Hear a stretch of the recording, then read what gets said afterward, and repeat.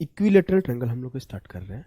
Equilateral triangle में कैसे कैसे सवाल बने हैं और क्या क्या बनते हैं, सारे के सारे सवाल को मैं लेकर आया हूँ। तो पहले आपको थ्योरी एक्सप्लेन करूंगा। थ्योरी इसमें कुछ खास है नहीं, सबको मुँह ज़बानी याद रहता है इसके सारे थ्योरी।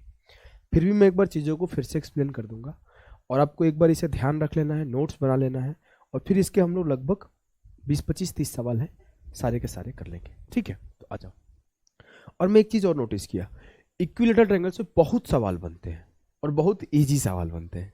आपको दिखा देता हूँ, बहुत सवाल बनते हैं और बहुत इजी सवाल बनते हैं। तो देखोगे तो सिर्फ एरिया निकालो, एरिया निकालो, एरिया निकालो, भर भर के सवाल बने हुए हैं। और ये मैं ऐसा नहीं किसी एक एग्जाम का बात कर रहा हूँ, मैं सिर्फ 2022 सीजीएल 2023 सीजीएल का बात कर रहा हूँ। ये देखो, ये क्वेश्चन है सीजीएल 2023 का। अच्छा, मैंने बैकग्राउंड ब्लैक करना भूल गया, एक काम करता हूँ, ब्लैक बैकग्राउंड कर लेता हूँ, फिर इस क्लास से स्टार्ट करूंगा। देखो, तो आपके मैं बता दूं कि जो सीजीएल 22 और 23 में जो सवाल पूछे गए हैं वो बहुत इजी लेवल के पूछे गए हैं, और एक ही टाइप के सवाल मैं तो तब भी 10-12 भर लिया हूँ, उतना नीड था नहीं, फिर भी हमने 10-12 भर लिया है। इसलिए भर लिया कि आपको तेजी से कैसे करना है ये सिखा दूं। अब सिंपल सा एरिया का सवाल पूछा है, तो एरिया का तो सब लोग एरिया निकाल लेगा कि किसी भी इक्विलेटरल ट्रायंगल का एरिया √3/4 ए स्क्वायर होता है।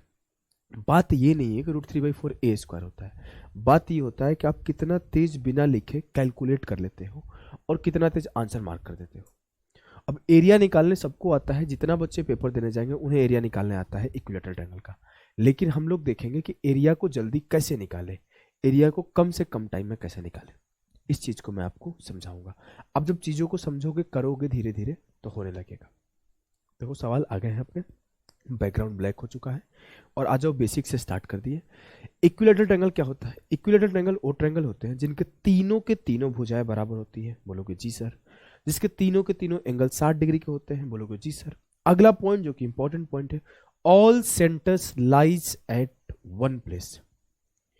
All centres are in one place, वही बात है, जो भी सेंटर होते हैं इसके सब एक ही प्लेस पर होते हैं। मतलब जो ये कट पॉइंट है, ये कट पॉइंट है, यही कट पॉइंट आपका सेंट्रॉयड है। ये मान लेते हैं ओ पर कट किया है, ओ पर कट किया है, तो ये जो ओ है ये मेरा ओ सेंट्रॉयड भी है। सेंट्रॉयड जिसको हम लोग केंद्रक कहते हैं, यही ओ मेरा इन सेंटर भी है।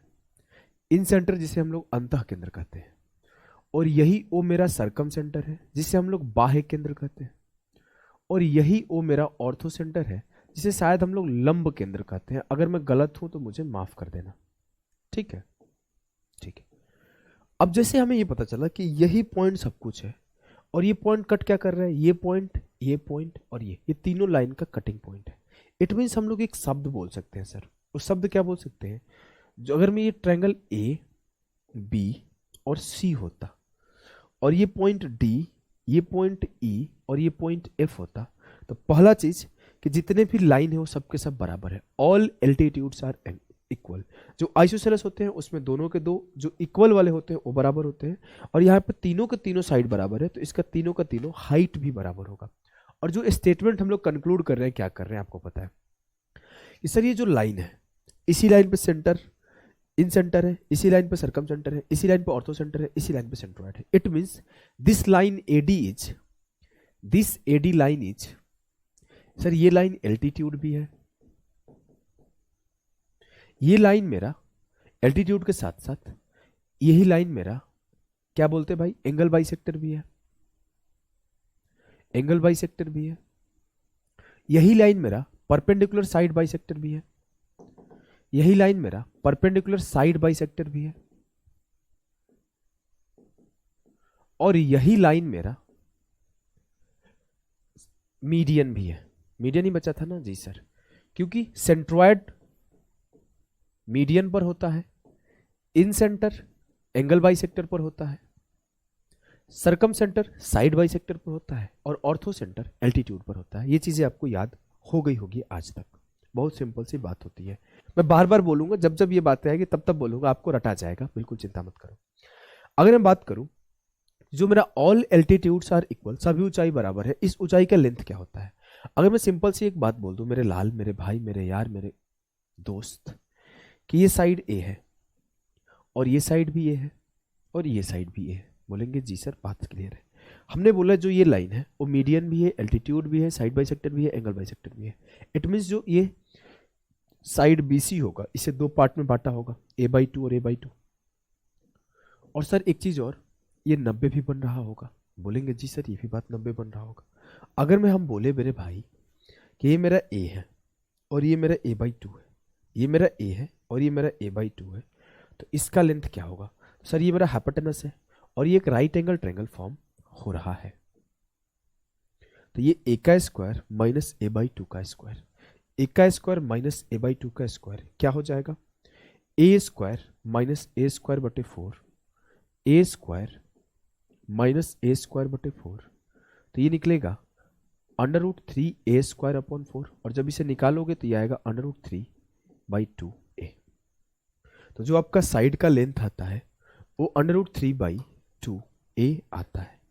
क्लियर है सर? एकदम क्लियर है, हमें कोई भी किसी भी प्रकार का कंफ्यूजन नहीं है।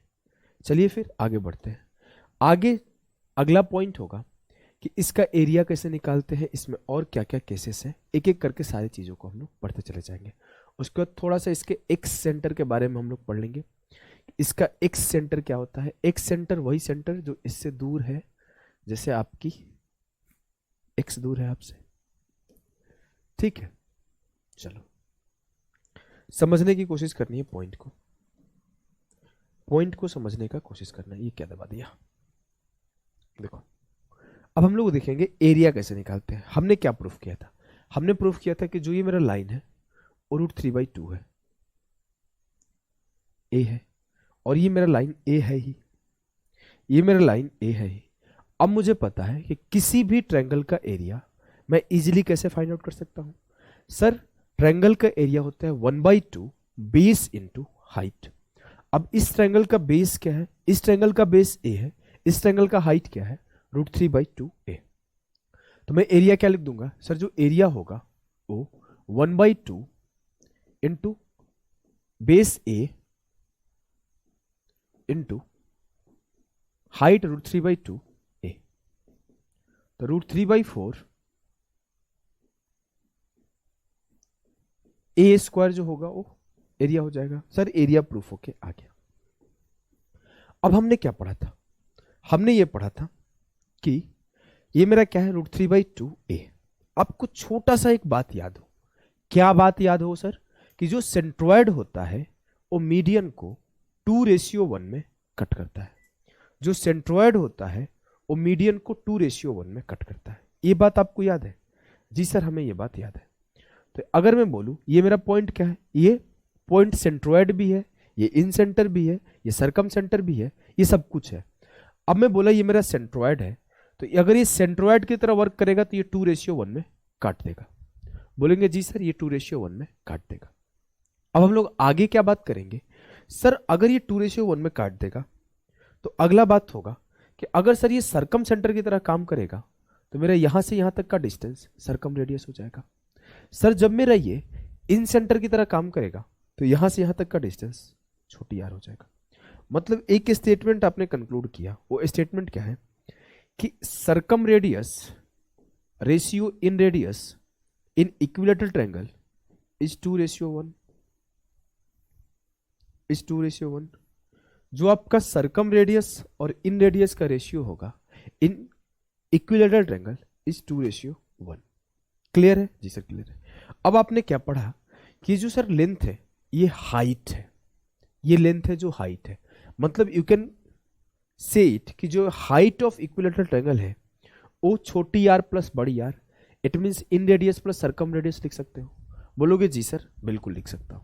अगली पॉइंट, अगर मैं बोलूं कि जो हाइट है वो 2 + 1 3 यूनिट है, और 3 यूनिट किसके बराबर है? √3/2 a के। तो मैं बोलूं 1 यूनिट किसके बराबर है? तो बोलोगे सर √3/2 a अपॉन 3। और जब ये √3 से काटोगे तो √3 टाइम्स जाएगा, तो ये आ जाएगा a/2√3। जो a/2√3 आया वो किसका वैल्यू आया? वो 1 यूनिट का वैल्यू आया। और 1 यूनिट किसको आप माने हो? ये छोटी r को माने हो। इट मीन्स आप बोल सकते हो कि इन radius of a equilateral triangle is side upon 2√3। इसे आप वैसे भी प्रूव कर सकते हो कि जो मेरा आर होता है वो डेल अपॉन एस होता है।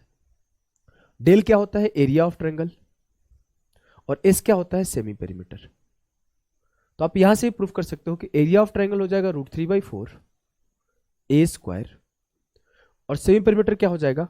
ए प्लस ए प्लस ए, 3 हो जाएगा पेरीमीटर, तो इसका आधा 3a/2। जब इसे भी आप काटोगे तो आपका a अपॉन 2√3 ही निकल के आएगा। ये प्रूफ करने का तरीका है, इन रेडियस का जो वैल्यू है ये प्रूफ करने का तरीका है। जो आर का लेंथ है वो क्या है? सर ये 2 यूनिट है। 1 यूनिट के वैल्यू क्या है? a upon 2√3। तो 2 यूनिट के वैल्यू क्या होगा? 2 से मल्टीप्लाई कर दो, 2 यूनिट की वैल्यू आएगा 2 इंटू a अपॉन 2√3। 2 कट जाएगा तो बचेगा क्या? a upon √3। It means length of circum radius बराबर हो जाएगा a upon √3। Length of circum radius बराबर हो जाएगा a अपॉन √3। क्या आपको क्लियर है? बोलोगे जी सर। इसे भी आप प्रूव कर सकते हो। आपको पता है सर्कम रेडियस का फॉर्मूला क्या होता है? Sir a into B into C upon 4 del. It means product of sides upon 4 into area. Product of side मतलब a इंटू ए, ऊपर हो जाएगा a का क्यूब, और एरिया हो जाएगा 4 इंटू √3/4 ए स्क्वायर। तो 4 से 4 खत्म, ए स्क्वायर से ए क्यूब खत्म, बचा क्या? a upon √3। तो ये चीज भी आप यहां से प्रूफ कर लोगे कि जो आपका सर्कम रेडियस का वैल्यू आएगा वो a अपॉन √3 आएगा।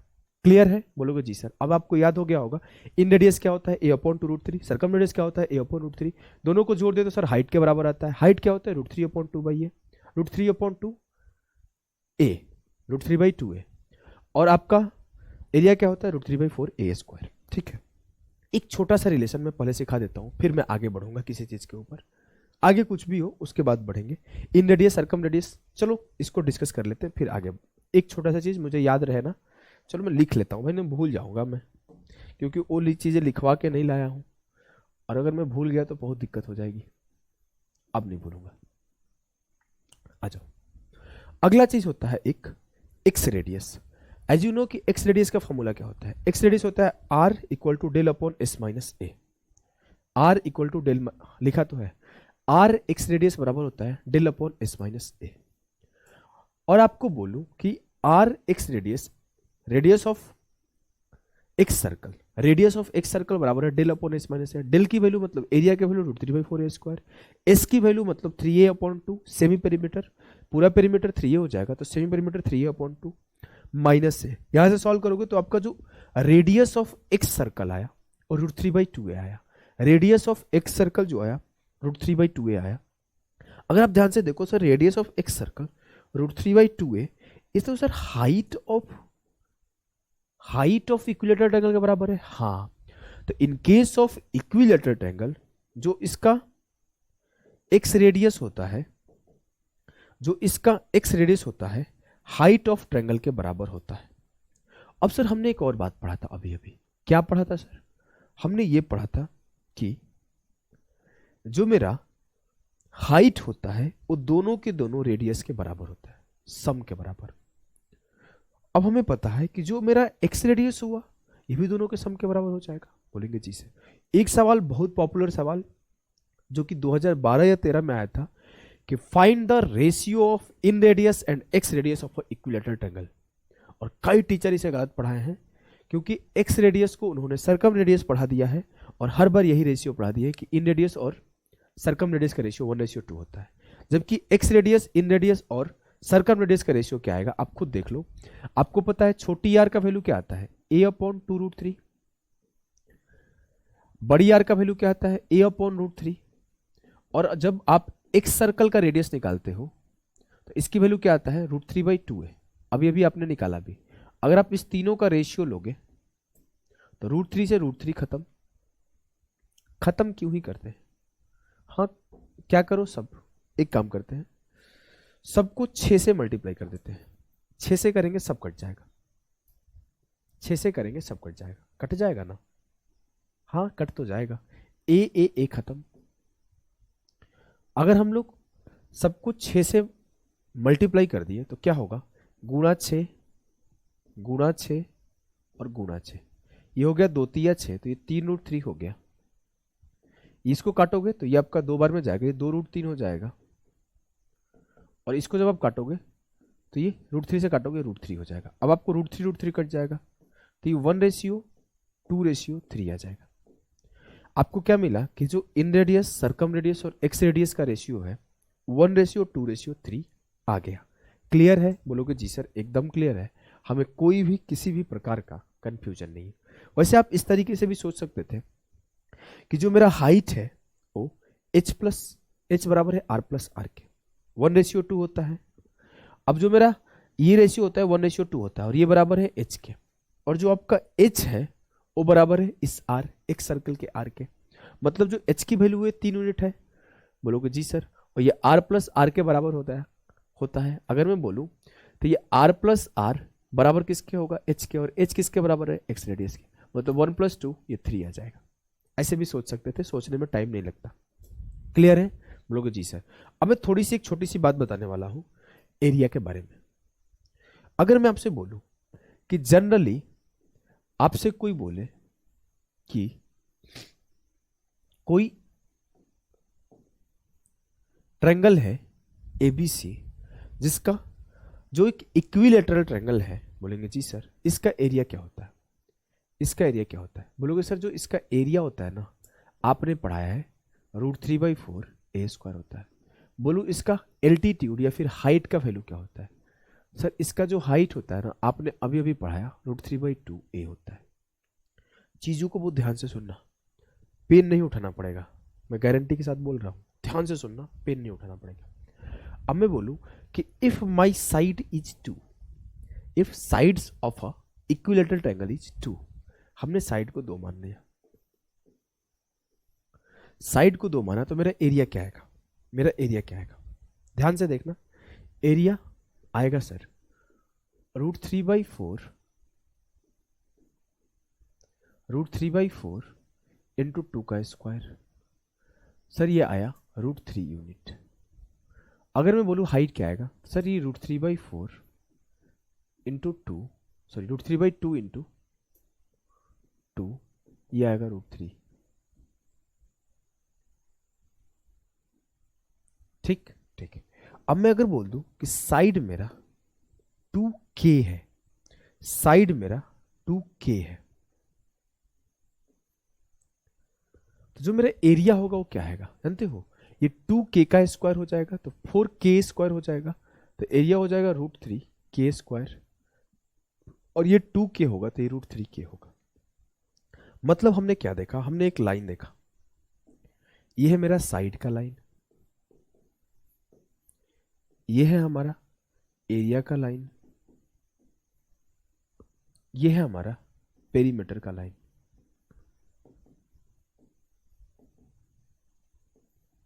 हमने बोला अगर मेरा साइड 2 यूनिट है तो एरिया √3 यूनिट है, और ये भी √3 है। लेकिन ये √3 देख के डरना नहीं है, ये 2k है तो ये √3k² है, और ये √3k है। अब कल को मेरे सामने एक सवाल पूछा एसएससी ने, कल को मेरे सामने एक एसएससी ने सवाल पूछा।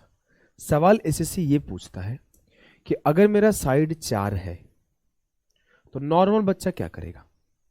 जो हमसे नहीं पढ़ा है और वो नॉर्मल बच्चा है, शरीफ बच्चा है, प्यारा बच्चा है, वो क्या बोलेगा? सर एरिया का फॉर्मूला सिखाया है √3/4a², यही करेगा। आपके सामने मैं एक नहीं 10 सवाल दिखाऊंगा पेपर के, मैंने 10 ही लिया, बोला कि कितना लूँ, छोड़ो रहने देते हैं, ज़्यादा ले लूंगा, बच्चे बोलेंगे कि खाली एक ही सवाल करा रहे हैं, ऑलरेडी इतना ज़्यादा सवाल ले लिया। 2022 CGL, 2023 CGL, सवाल आप पढ़ते जाओ। 2022 CGL, सवाल आप पढ़ते चले जाना रोक रोक के। 3 ही सवाल लिया हूं, ज्यादा नहीं लिया हूं। मैंने 3 सवाल उस टाइप के ले लिया, 3 सवाल अलग टाइप का ले लिया हूं मैंने। अब क्या करूं भाई, एक ही सवाल कितना लो? मैं आपको बस कॉन्सेप्ट सिखा दूंगा, 3 सवाल करा दूंगा, आप आगे आपके सामने आएगा तो आप खुद कर लोगे। अब कल को बोला साइड 4 है, तो साइड 4 है तो 4 को क्या लिख सकता हूं? सर 4 को मैं लिख सकता हूं, 4 को मैं लिख सकता हूं 2 × 2, तो मेरे एरिया क्या होगा? √3 इंटू, अब ये के का वैल्यू क्या है? 2, तो के का स्क्वायर, और ये पेरीमीटर नहीं ना, ये हाइट था, ये हाइट था, हाइट। ये हाइट, ये हो जाएगा √3 इंटू। कल को मेरा साइड 8 है, तो ये 8 मतलब 2 इंटू 4, तो ये √3 इंटू 4 का स्क्वायर, और ये √3 इंटू 4। कल को मेरा साइड 16 है, तो ये मेरा 2 इंटू 8 है, तो ये हो जाएगा √3 इंटू 8 का स्क्वायर, और ये हो जाएगा √3 इंटू 8। आपको नहीं लग रहा कि आप थोड़ा तेज कर पा रहे हो नॉर्मल बच्चों से? कल को आपके सामने एक जो सवाल था थोड़ी देर पहले, यही था ना कि साइड 16 है। जैसे आपको बोलेगा side of a equilateral triangle is 16, then find the area of triangle. Side of the equilateral triangle is 16, then find the area of triangle. आपके सामने सवाल है कि side of the equilateral triangle is 16, then find the area of triangle. 2 गुणे 8 है sir, √3 into 8 का square, 8 8 64 √3। भैया हम कुछ नहीं कर, नॉर्मल बच्चा क्या करेगा, √3/4 लिखेगा, जल्दी जल्दी a का स्क्वायर 16, तेज बच्चा करेगा, 4 चौक 16 16, इतना टाइम लगा। आप क्या, वो जल्दी जल्दी करेगा, 20 सेकंड लगाएगा। अब बोले 2 गुणे 8 है, 8 का स्क्वायर इंटू √3, खत्म। इतना पेशेंस से सॉल्व करोगे बिना प्रेशर के, इसीलिए छोटी छोटी चीजें आपको ध्यान रखना होता है। अगली चीज, ये सवाल है, बोला the perimeter of equilateral triangle is 48। किसी भी इक्विलेटरल ट्रायंगल का पेरीमीटर 48 है, मतलब a plus a plus a 48 है, तो साइड 16 हुआ, तो फिर से 8 का स्क्वायर इंटू √3 64 √3। लिख के दिखाऊं? बोला है कि पेरीमीटर ऑफ ट्रायंगल बराबर 48। 48 अगर ट्रायंगल का पेरीमीटर है तो a plus a plus a, 3a बराबर है 48, तो a बराबर है 48/3 16, तो यू कैन से कि a का वैल्यू 16 है, तो एरिया क्या आएगा, 2 इंटू 8 है ये, तो एरिया होगा √3 इंटू 8 का स्क्वायर 64 √3। एक सवाल ये है, if the side of an equilateral triangle is 20, then what is its area. 20 है सर, ये क्या है 20, 2 इंटू 10, तो एरिया होगा √3 इंटू 10 का स्क्वायर 100 √3 सेंटीमीटर स्क्वायर। कोई समस्या, कोई दुख, कोई दर्द, कोई पीड़ा, कोई परेशानी, कोई कष्ट तो नहीं है? बोलोगे बिल्कुल नहीं है सर। अब से ये सवाल है, ये भी करा ही दूं। बोला है कि in an equilateral triangle ABC, D is the mid point of side BC, if the length of BC बराबर 8, then height of the triangle is. अब आपका साइड का लेंथ 8 दिया है और हाइट पूछा है, तो 2 इंटू 4 है, तो हाइट हो जाएगा √3 इंटू 4 √3। फोटो बना के समझाऊं कि एक इक्विलेटरल ट्रायंगल ABC में, इक्विलेटरल ट्रायंगल ABC में आपका जो BC का लेंथ है वो 8 है, तो आपसे पूछा है इसका हाइट क्या होगा। अब ये बोला कि D जो है मिड पॉइंट है, तो इसका जो मिड पॉइंट होता है यहाँ पे परपेंडिकुलर भी ड्रॉ होता है, बात वही है क्योंकि सेम ही लाइन है। इसका लेंथ पूछा है, तो आप बोलोगे √3/2a, तो इतना करने का अपने पास समय थोड़ी है, √3/2 इंटू a। हमने तो सिर्फ इतना देखा 2 का मल्टीपल, ये करने आना चाहिए। लेकिन अगर मैं पेपर को एनालाइज किया, मेरे से आप पढ़ क्यों रहे हो, क्योंकि मैं एनालाइज, मैं रिसर्च, मैं खोजबीन छाट के आऊं, बोलूँ ऐसे करोगे तो आसान होगा। अब बैठ के आप ही एनालाइज करोगे, आप ही चीज़ों को आसान कर दोगे, मेरे पास आने की नीड नहीं है, आप खुद कर लोगे। आप बहुत अच्छे स्टूडेंट हो, बट मेरे पास आए हो तो मेरी ये कर्तव्य है और जिम्मेवारी है कि मैं इस तरीके से ही पढ़ाऊँ। तो मैंने देखा 2 के मल्टीपल पे सवाल बन रहे हैं, और ऐसे सवाल ज़्यादा बन रहे हैं, और ये ऐसा नहीं कि अभी बन रहे हैं, ये आज से 2 साल पहले भी मेरे क्लासेस देखोगे तो उसमें भी ये चीज़ें पढ़ाया हूँ, तो पहले से ही बनते आ रहे हैं और आगे भी बनेंगे ही, तो आपको ऐसे ही करना है, ठीक है। लेकिन एक चीज़ और, मैंने साथ के साथ उसका ना हर चीज़ का तोड़ भी खोज के रखता हूँ। जरूरी नहीं कि सिर्फ ऐसे ही सवाल हो। अब देखो ऐसे भी सवाल आते हैं, ये तो हाइट वाला है सवाल। एक और सवाल आपको दिखा दूँ, ये हाइट वाला के बाद वो पढ़ाऊंगा, ये, हाँ ये आगे पढ़ाऊंगा तो मैं आपको सिखाऊंगा। अभी थ्योरी पढ़ रहे थे लेकिन बीच में मैं आपको क्वेश्चन करा दिया कि हर बार आपको वैसे ही नहीं पूछेगा, ऐसे सवाल पूछ देगा। अब ये केस में क्या है, आपको डेसिमल सॉल्व करना पड़ेगा, यहाँ पे भी आपको खूब बेनिफिट होगा। बोला है कि if the side of an equilateral triangle is 8, then find the area of triangle. Normal बच्चा पूरा लिखेगा फिर सॉल्यूशन करेगा। आप क्या बोलोगे, 2 इंटू 4 है, तो एरिया हो जाएगा 4 का स्क्वायर इंटू √3, मतलब 16 √3। अब 16 √3 को आप सॉल्व कर लो, 16 इंटू 1.732, 16 दूना 32 का 2, 3 बचा, 16 3 48 और 3 51 की 1, 5 बचा, 16 7 112 और 5 117 की 7, 11 बचा, 16 एकम 16 और 11 27, 27.712, 27.71 टिक कर दूंगा। आपको मैं साथ के साथ उसका तोड़ भी दे रखा हूं, तोड़ देख रहे हो ना सामने कि जरूरी नहीं कि आपको रूट में आंसर पूछे, कल को डेसिमल में पूछ देगा तो भी आपको ये हेल्प कर रहा है, तो भी आपके सामने आपको हेल्प किया है। अगर नहीं हेल्प करता तो ये तरीका तो हमें आता ही है, ये सबको आता है कि √3/4 ए स्क्वायर कर दूंगा, ये हर जगह मिल जाएगा, हर किताब में मिल जाएगा, ये आता है। लेकिन हमें ये देखना है कि 8 है तो ये 2 × 4 है, तो एरिया होगा √3 × 4 का स्क्वायर। ठीक है, आगे आ जाओ। देखो ये सवाल सीजीएल 2023 प्री का है। बोला है कि side of an equilateral triangle is 12, तो what is the area. Sir ये 12 है मतलब 2 × 6 है, तो एरिया होगा √3 × 6 का स्क्वायर, तो 36√3। 36√3, √3 का वैल्यू क्या है 1.732, तो 36 दूना 72 की 2, 7 बचा, 36 दिया 108 और 7 115 की 5, 11 बचा, 36 7 252 और 11 252, 10 62 1 63 की 3, 26 बचा, 36 से कम 36 और 26, 36 से 42 20 62, 62.352। अब कुछ लोग सोच रहे होंगे सर आपको 36 का टेबल याद है, हमें थोड़ी याद है, आप तो पढ़ के सॉल्व कर लिए। कोई बात नहीं भाई, आपको कैलकुलेशन करने सिखाया गया है। इस 36 को क्या करो 6 × 6 में तोड़ लो, 1.732। अब पहले 6 का पहाड़ा पढ़ लो कि 6 का पहाड़ा भी नहीं याद है। 6 दूना 12, 6 तिया 18 1 19, 17 छक्के 102 और 1 103, तो 10.392 यही आया था ना। हाँ, अब आप इसमें एक बार और 6 से कर लो। 6 दूना 12 की 2, 6 9 54 1 55 की 5, 6 तिया 18 5 23 की 3, 6 10 60 2 62। कोई बात नहीं, लेकिन आप देखो कितना तब भी आसान हो रहा है, चीजें कितनी आसान हो रही है, आपके सामने हो रही है, हमें कुछ नहीं कर रहे। चलो आपके लिए उस टाइप के भी 2 सवाल रख लिया था। देखो हमें, हमारा क्या ना, हम लोग टीचर है तो हमें सारी चीजों को सिखाना है और कंसाइज वे में सिखाना है, कुछ भी छोड़ना भी नहीं है। तो हमें 2 सवाल 3 सवाल 4 सवाल हर टाइप के इंक्लूड करके 5 सवाल रख लेते हैं। अब पेपर में तो 50-50 आते हैं एक ही टाइप के। अब मान लो 40 शिफ्ट हुआ तो हर शिफ्ट में एक कोई सा सवाल डाल दिया, तो हम 40 सवाल तो लेकर नहीं आएंगे। या फिर 20 शिफ्ट में एक जैसा सवाल 20 सवाल डाल दिया कोई एक टाइप पकड़ के, तो हम लोग सब नहीं ला सकते।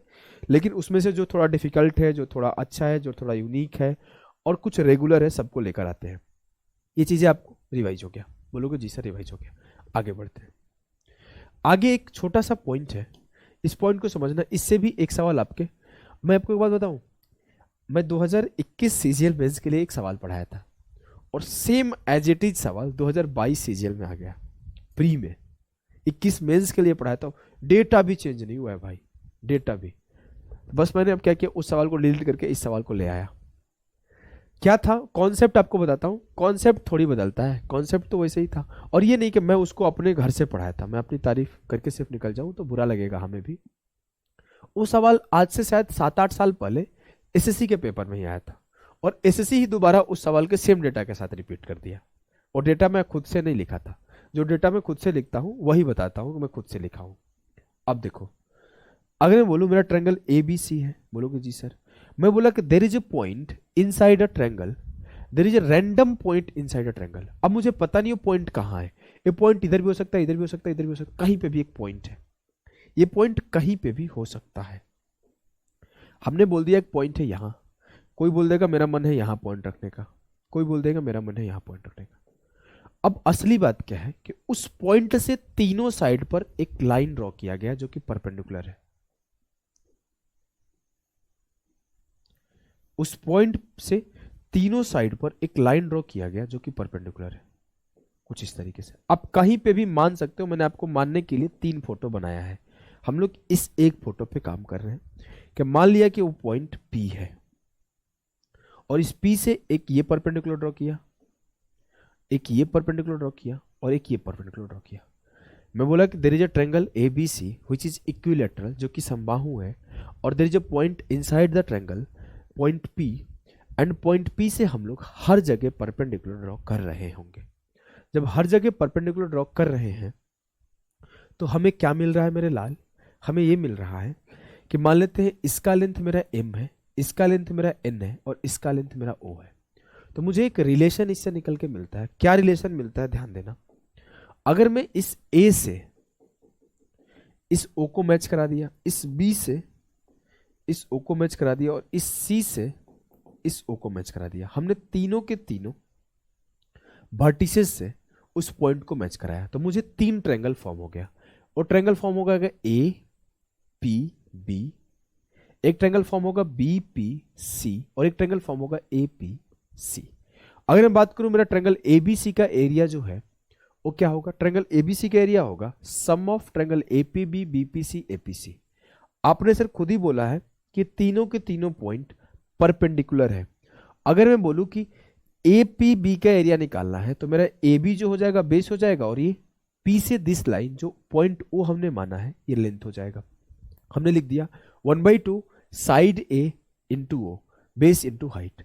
इस ट्रायंगल के लिए हमने लिख दिया 1/2 साइड ए इंटू एन, और इस ट्रायंगल के लिए ट्रायंगल एपीसी के लिए 1/2 साइड ए इंटू एम।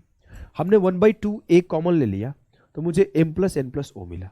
इस साइड हमने देखा कि ट्रायंगल एबीसी के एरिया में इस तरीके से लिख सकता हूँ √3/4 ए स्क्वायर, √3/4 ए स्क्वायर।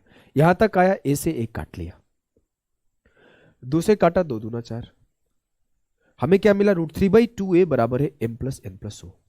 अगर मुझसे कोई पूछता कि साइड बताओ तो मैं साइड बोल देता सीधा कि जो मेरा साइड ऑफ इक्विलेटरल ट्रायंगल आएगा वो आएगा 2/√3 into M plus N plus O into M plus N plus O. Clear है? बोलोगे जी सर क्लियर है।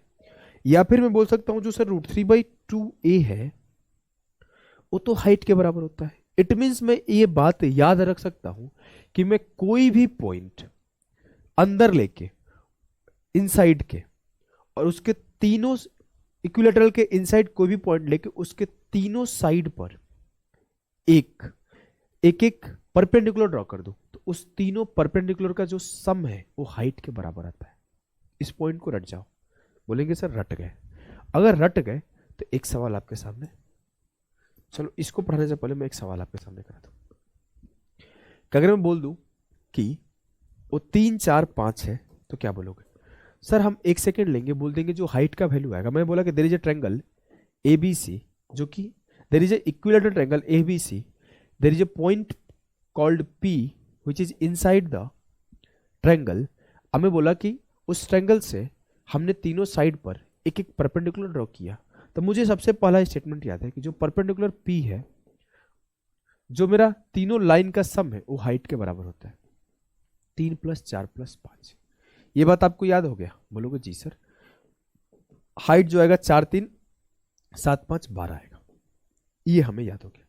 अब आपको एक और फॉर्मूला पढ़ाऊंगा। आप कोई भी किताब देखोगे वो फॉर्मूला मैं लिख के दे दूंगा, नहीं मिलेगा। ये जस्ट मेरा ऑब्जर्वेशन है, इस वजह से मैं आपको सिखा रहा हूं, मजा आएगा सीख के। देखो, जो एरिया ऑफ इक्विलेटरल ट्रायंगल होता है ना वो h² / होता है। अब जाओ जितने भी आपके फॉर्मूला वाले किताब है या फिर नोट्स है उसमें आप खोजोगे, ये नहीं मिलेगा। मैं आपको सिखा रहा हूं, देखना कहां से आया। सर हमने पढ़ा क्या है? हमने पढ़ा है कि जो मेरा एरिया ऑफ ट्रायंगल होता है, जो हमारा एरिया ऑफ ट्रायंगल होता है वो क्या होता है? एरिया। वो एरिया क्या होता है? वो एरिया होता है सर √3/4 ए स्क्वायर। हमने क्या बोला कि सर आपने पढ़ा है कि जो हाइट होता है और √3/2 ए है। क्योंकि आप देखोगे मैंने ये क्यों आया है और कहां से आया, मैं आपको ये भी बता दूं क्यों और कहां से आया। मैं एक चीज नोटिस किया पेपर में ये नोटिस किया ना कि वो हाइट दे रहा है और एरिया पूछ रहा है। तो मेरे लिए प्रोसेस लंबा हो रहा था कि पहले मैं हाइट से साइड निकाल रहा था, फिर साइड से एरिया निकाल रहा था। मैं आपको अभी समझाऊंगा कि मान लो मेरे सामने हाइट 12 आ गया, तो मैं बोलूंगा हाइट जो होता है √3/2 ए होता है। अब √3/2 ए बराबर है 12 के, तो मैं बोलूंगा ए बराबर होगा 2 × 12 24/√3। अब मैंने क्या किया, पहले हाइट से साइड पर आया, अब इस साइड से एरिया पर आऊंगा। √3 से काटा तो ये 8√3 हो गया। एरिया होगा √3/4, एरिया होगा √3/4, 8√3 का स्क्वायर, तो 8 का स्क्वायर 64 और √3 का स्क्वायर 3। तो 4 से काटा 4 चौके 16, 16 3 48√3। या फिर मैं यहाँ पे दिमाग भी लगा देता कि 2 × 4√3 है, तो √3 × 4√3 का स्क्वायर 48√3 हो जाएगा। तो लेकिन मेरे लिए तब भी प्रोसेस थोड़ा लंबा हो रहा था। मैंने यहीं पे दिमाग लगाया कि अगर कोई ऐसा चीज मिल जाए कि मुझे सीधा हाइट से ही एरिया निकाल लूं, क्योंकि रिलेशन तो उसी से निकाला गया है, ए में ही रिलेशन है, हमने वहीं से ये कंक्लूड कर दिया कि हाइट बराबर √3/2 ए होता है। तो मैं एरिया को ऐसे लिखा √3/2 ए इंटू √3/2 a इंटू 1/√3। मैंने अपने मन से √3 ऊपर नीचे मल्टीप्लाई कर दिया और इसको √3/2a लिखा और इसको भी √3/2a लिखा। अगर मैं इसको प्रॉपर सॉल्व करूं तो ये मेरा काट कूट के यही आएगा, √3/2a इंटू √3/2a इंटू 1/√3। अगर मैं इसे देखो आपके सामने काट रहा हूं, इसको इससे काट दिया तो √3/2 into 2 √3/4 into a into a, √3/4 a square है। बोलोगे जी सर। अब आपको पता है √3/2a का जो वैल्यू है वो h होता है, तो ये भी h है और ये भी h है और ये 1/√3। तो यहां से मुझे एरिया निकल के आया h²/√3। अब मेरे पास अगर हाइट गिवन हो तो मैं 1 सेकंड में एरिया कैसे निकालूंगा, h²/√3। जैसे ये मेरे पास सवाल था कि हाइट मेरा 12 आया तो एरिया बताओ, मैं बोलता 12 का स्क्वायर 144/√3। √3 से काट दो, 3 से काटा 48 दिया 144 और √3 बच जाएगा 48√3। क्या आपको तेज नहीं कर पा रहे हो? बोलोगे सर बहुत तेज कर पा रहे हैं, कोई दिक्कत नहीं हो रही। इस पे सवाल भैया भर भर के, कितने सवाल दिखाऊं? 2-4 तो दिखाई दूंगा, आ जाओ 2-4 तो दिखाई दूंगा। एक सवाल आपके सामने है, देखो कि बोला है height of an equilateral triangle is 7√3, what is the area of triangle. हमें अगर याद है कि एरिया जो होता है h²/√3 होता है तो कितना आसान होगा, 7 का स्क्वायर 49 इंटू √3 का स्क्वायर 3/√3। √3 से काट दूंगा तो √3 टाइम्स आएगा 49√3 आंसर। वैसे ये सवाल ज्यादा आसान है, कैसे सर 7√3, 7 का स्क्वायर तो आंसर होगा ही, h² होता है तो 7 का स्क्वायर तो होगा ही, बात खत्म, पेन भी नहीं उठाना था। h का स्क्वायर होगा तो 7 का स्क्वायर तो होगा ही, एक ही ऑप्शन में 7 का स्क्वायर है 49। गेम खल्लास, गेम खल्लास।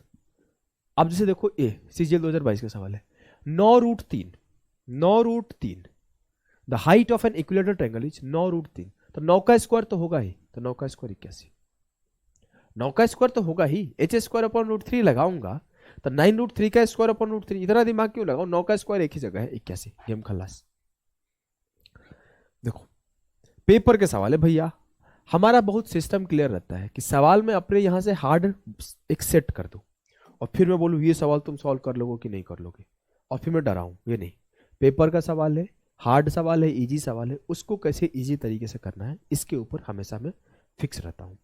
ये 6√3 है, एल्टीट्यूड मैंने बोला क्या तरीका सिखाया, स्क्वायर कर दो, 6 का स्क्वायर 36 तो आएगा ही आएगा। अरे यार 36√2 लिखा हुआ है।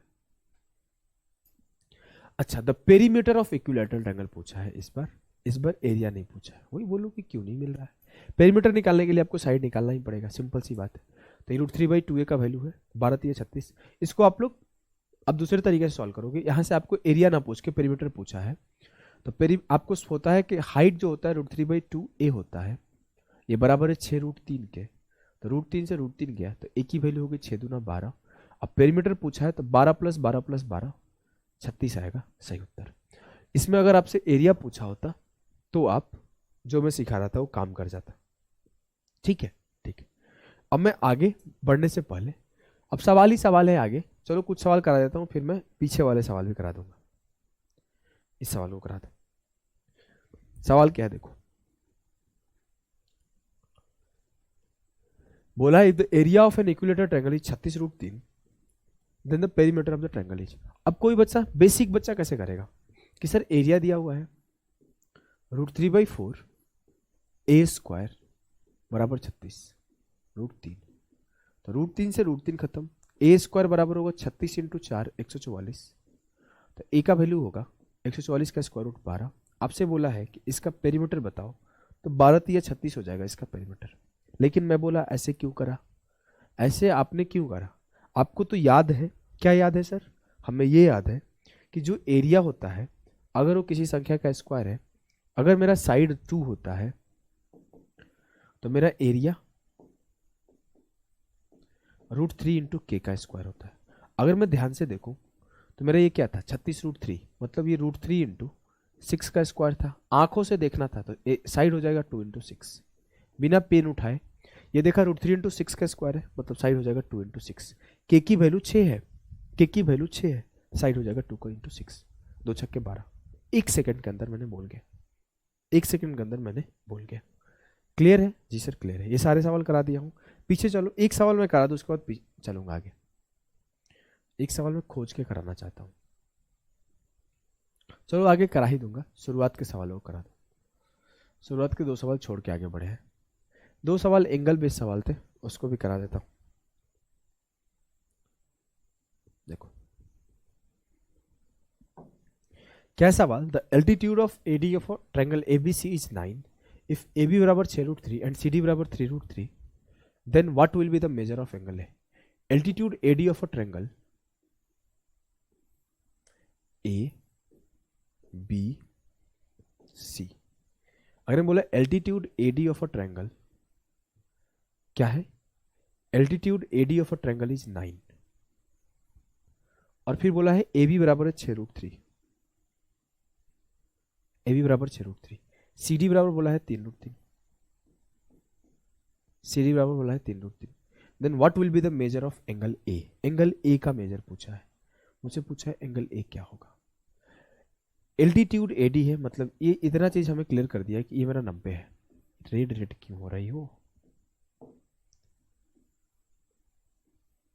चलो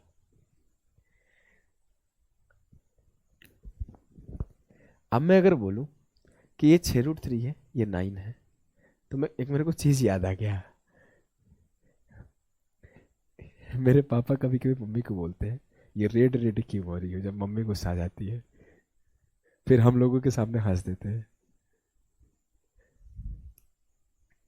ये हम बचपन में सुना करते थे, अब नहीं बोलते हैं, अब तो थोड़ा तबीयत तबीयत ठीक नहीं रहता, तो अब जब हम लोग छोटे छोटे थे तो कभी कभी बोल देते थे ये रेड रेड क्यों हो। हिंदी में नहीं, भोजपुरी में बोलते थे। जैसे हमारे मम्मी और पापा दोनों में से कोई हिंदी नहीं बोल पाता है, भोजपुरी ही बोलते हैं। ये भी एक रीजन है मैं यूट्यूब यूट्यूब पे कम वीडियो दिखाता हूँ, क्योंकि कुछ लोग समझ ही नहीं पाएंगे लैंग्वेज को। अब मैं बोलूँ 6√3 और ये 9 है, तो कैसे करोगे, बहुत सिंपल सी बात है। ये 90 डिग्री है, बोलोगे ये 9 है, ये 3√3, तो आप रेशियो काट दो। ऐसे भी आप सॉल्व कर सकते हो, 9 का स्क्वायर प्लस 3√3 का स्क्वायर बराबर 10, 6√3 का स्क्वायर माइनस 9 का स्क्वायर बराबर 10, ये सारी बच्चा करेगा। लेकिन आप कमीने बच्चे हो। कमीने बच्चे वो कौन से बच्चे, जिसमें कोई कमी ना हो। अब कमीने बच्चा क्या करेगा, 3√3 से काट देगा एक बार में, 3√3 से काट देगा 2 बार में, 3 बार में जाएगा ना, 3 तिया 9, और √3 से काटेगा तो √3 टाइम्स जाएगा, और 3√3 से काट देगा 2 बार में। हमने सबको 3√3 से काट दिया। अब बोला ये मेरा 2 है, ये मेरा √3 है। सर सिंपल सी बात है, 30 60 90 ट्रायंगल बन रहा है। 30 60 90 ट्रायंगल में ही मेरा ऐसा होता है कि ये 2 होता है और ये √3 होता है, मतलब √3 के सामने वाला 60 होता है, और ये 1 आएगा, और साथ के साथ ये 30 आएगा, ये भी क्लियर रहता है। तो मैं बोल सकता हूँ ये मेरा 30 है और ये मेरा 1 है। 1 होने का मतलब क्या है कि 3√3 है इसका लेंथ। 1 होने का मतलब है कि 3√3 है इसका लेंथ। अब मैं बोलूँ यहाँ पे भी √3 रेशियो 1 है। जब √3 रेशियो 1 होता है इट मीन्स ये मेरा 60 होगा, ये मेरा 30 होगा, और इसके सामने 2 होगा। 2 होने का मतलब क्या है सर, 2 होने का मतलब है कि 6√3 है, क्योंकि 3√3 से तो काटे हो। तो हमारा ये 30 + 30 60 हो गया, ये 30 30 60 हो गया, सब 60 60 60 हो गया, और साइड हो गया 6√3 हो गया, और एंगल जो हो गया 60 हो गया। मुझसे एंगल ए पूछा गया था। क्लियर है जी सर, क्लियर है।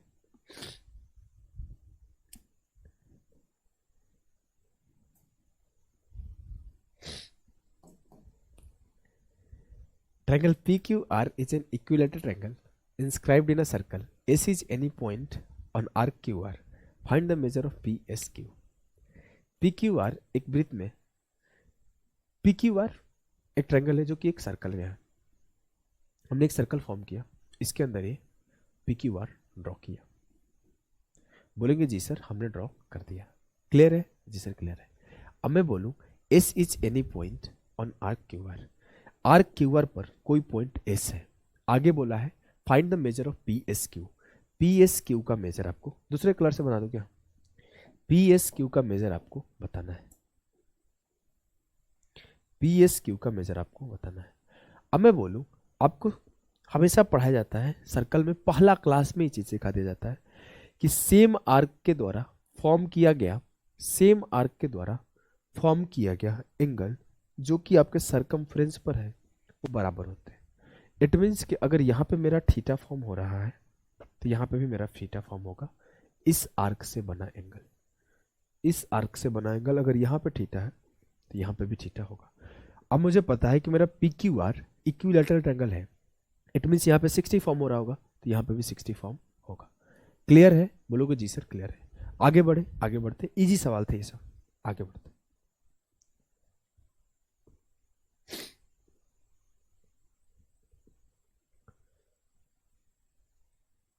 काफी सारे सवाल पढ़ लिए यार। चलो, ये आपके सिलेक्शन पोस्ट 2023 का है, वो सवाल है, करो। बोला है कि the perimeter of equilateral triangle is 3 into 4th root of 16√3, determine the area of triangle. Easy सवाल है, फिर भी कर देते हैं। मुझे 3a की वैल्यू दिया हुई है, परिमाप दिया हुआ है 3 इंटू 4th रूट ऑफ 16/3, तो 3 से 3 कट गया। अब मुझे पता है कि एरिया क्या होता है, √3/4a²। हमने a का स्क्वायर कर दिया।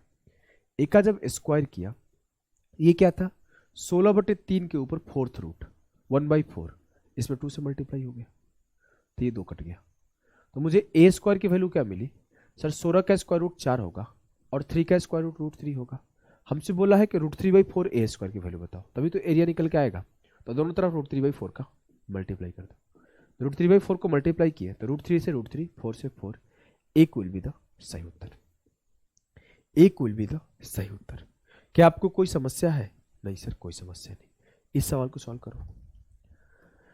Centroid of an equilateral triangle is ABC is O, AB बराबर 27, then the length of AO is 9√3। 9√3 होगा ना? हाँ वही होगा, और क्या तो होगा, A/√3 होता है। मैं आपको क्या पढ़ाया हूं कि जो मेरा ट्रायंगल ABC है, इसका अगर सेंट्रॉइड ये O है, सर ये सेंट्रॉइड ही नहीं है, ये O जो मेरा है वो सेंट्रॉइड भी है, ये सरकम सेंटर भी है, ये इन सेंटर भी है, और ये ऑर्थो सेंटर भी है। और जो ये A से O तक का लेंथ है, ये सरकम रेडियस है। और जो अगर मैं O से आगे बढ़ा दूं D तक, तो ये O से D तक का लेंथ है, ये इन रेडियस है। और इसका लेंथ 2 यूनिट होता है, इसका लेंथ 1 यूनिट होता है। ये सारी चीजें हमें याद है, हमें याद है। अगर हम इसे A के टर्म में लिखें तो R की वैल्यू होती है A/√3, और इस R की वैल्यू होती है A/2√3। ये सब तो हमें याद है।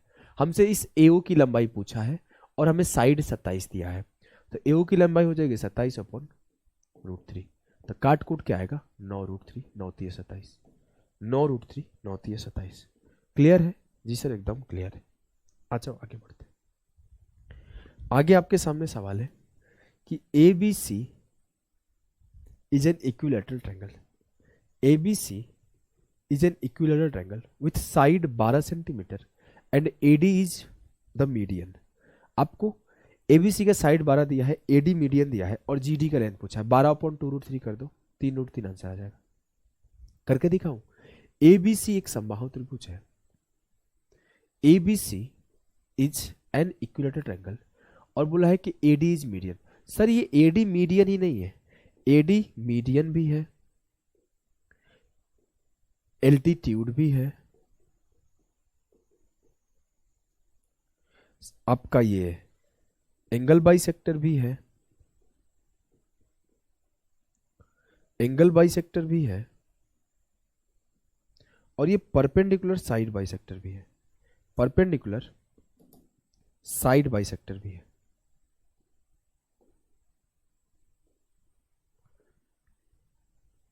बोलेंगे जी सर। अब मुझसे पूछा है अगर AD मीडियन है और G सेंट्रोइड है तो GD का लेंथ बताओ। सर GD क्या होता है, इन रेडियस, और इसकी वैल्यू क्या होती है A/√3, 2√3। अब मेरा A क्या है, 12, तो 12/2√3 क्या होगा, काट दो, 2 छक्के 12, √3 से काटोगे 2√3, 2√3, 2√3 होगा ना। देखो गलती कर दी, ऐसे ही गलती करता था मेरे, इसी वजह से कभी 200 में से 200 नहीं है। नॉर्मलाइजेट नहीं, मतलब क्या होता था ना कि मेरे 192.5 आए हैं, 97 सही 3 गलत, 98 सही 2 गलत, ऐसे हुए हैं। एक क्वेश्चन 2 क्वेश्चन गलती हो जाता था। अब ये सवाल के लिए मैं ओवर कॉन्फिडेंट हो गया, ये 12 से कर दो यार खत्म, इसी चक्कर में गलती हो जाता था।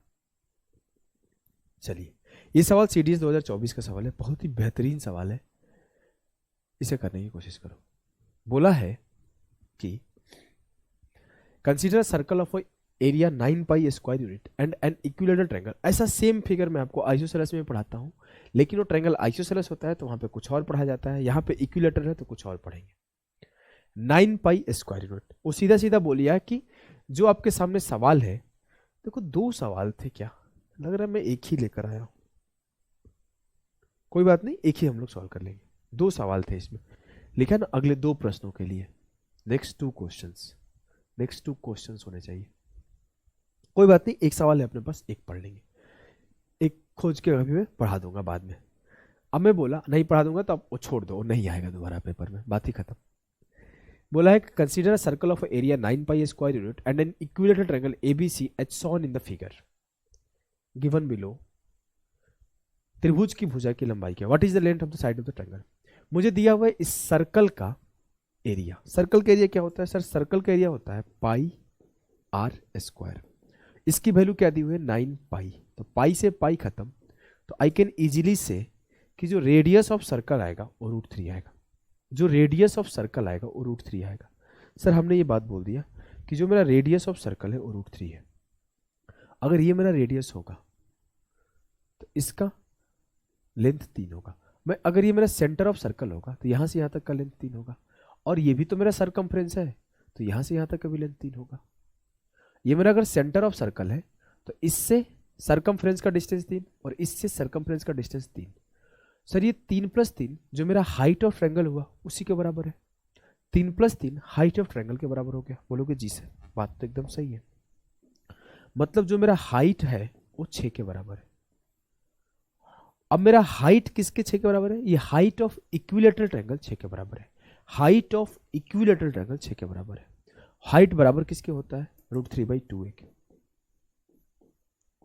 √3/2a बराबर है 6, तो a बराबर है 12/√3, और 12/√3 को काटोगे तो 4 × 12, 4√3 हो जाएगा सही उत्तर। 4√3 हो जाएगा सही उत्तर। क्लियर है, बोलोगे जी सर बेहतरीन तरीके से क्लियर है। आगे बढ़ चुके हैं। सीजीएल 2022 का सवाल है, इजी सवाल है, बहुत ही इजी सवाल है, निपटा दोगे। पढ़ के निपटाने का कोशिश करो। बोला है find the area of shaded region, find the area of shaded portion of an equilateral triangle with sides 6 units shown in the following figure. A circle of a radius 1 unit is centred at the mid point of the side of the triangle. ये आपके सामने एक triangle दिया हुआ है, बोलेंगे जी sir दिख रहा है।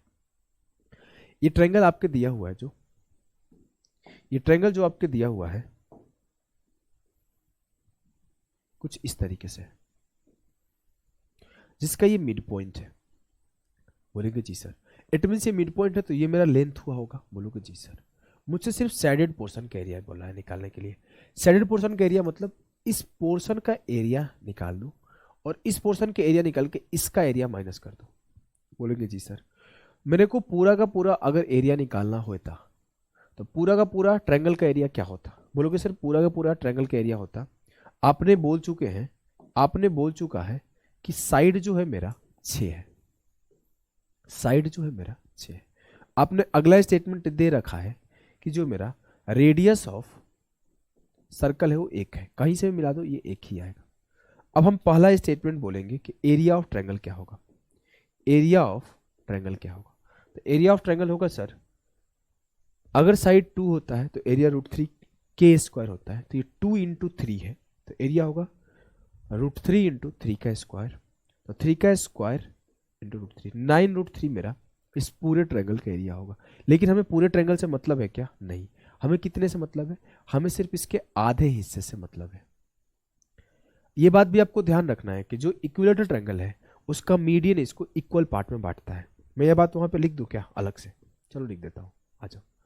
जो इसका इक्विलेट हाइट होता है, मीडियन होता है, एक अलग से फोटो बना देता हूं। जो इसका मीडियन होता है इसे 2 इक्वल एरिया में बांटता है।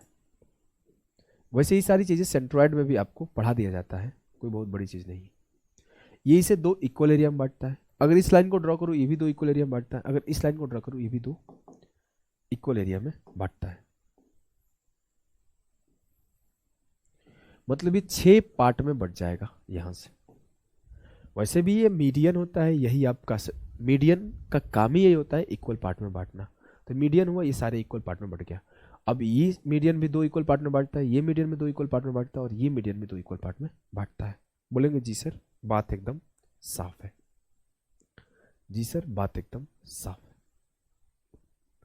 अगर आगे बढ़े तो बढ़ते हैं और उस सवाल पे आते हैं।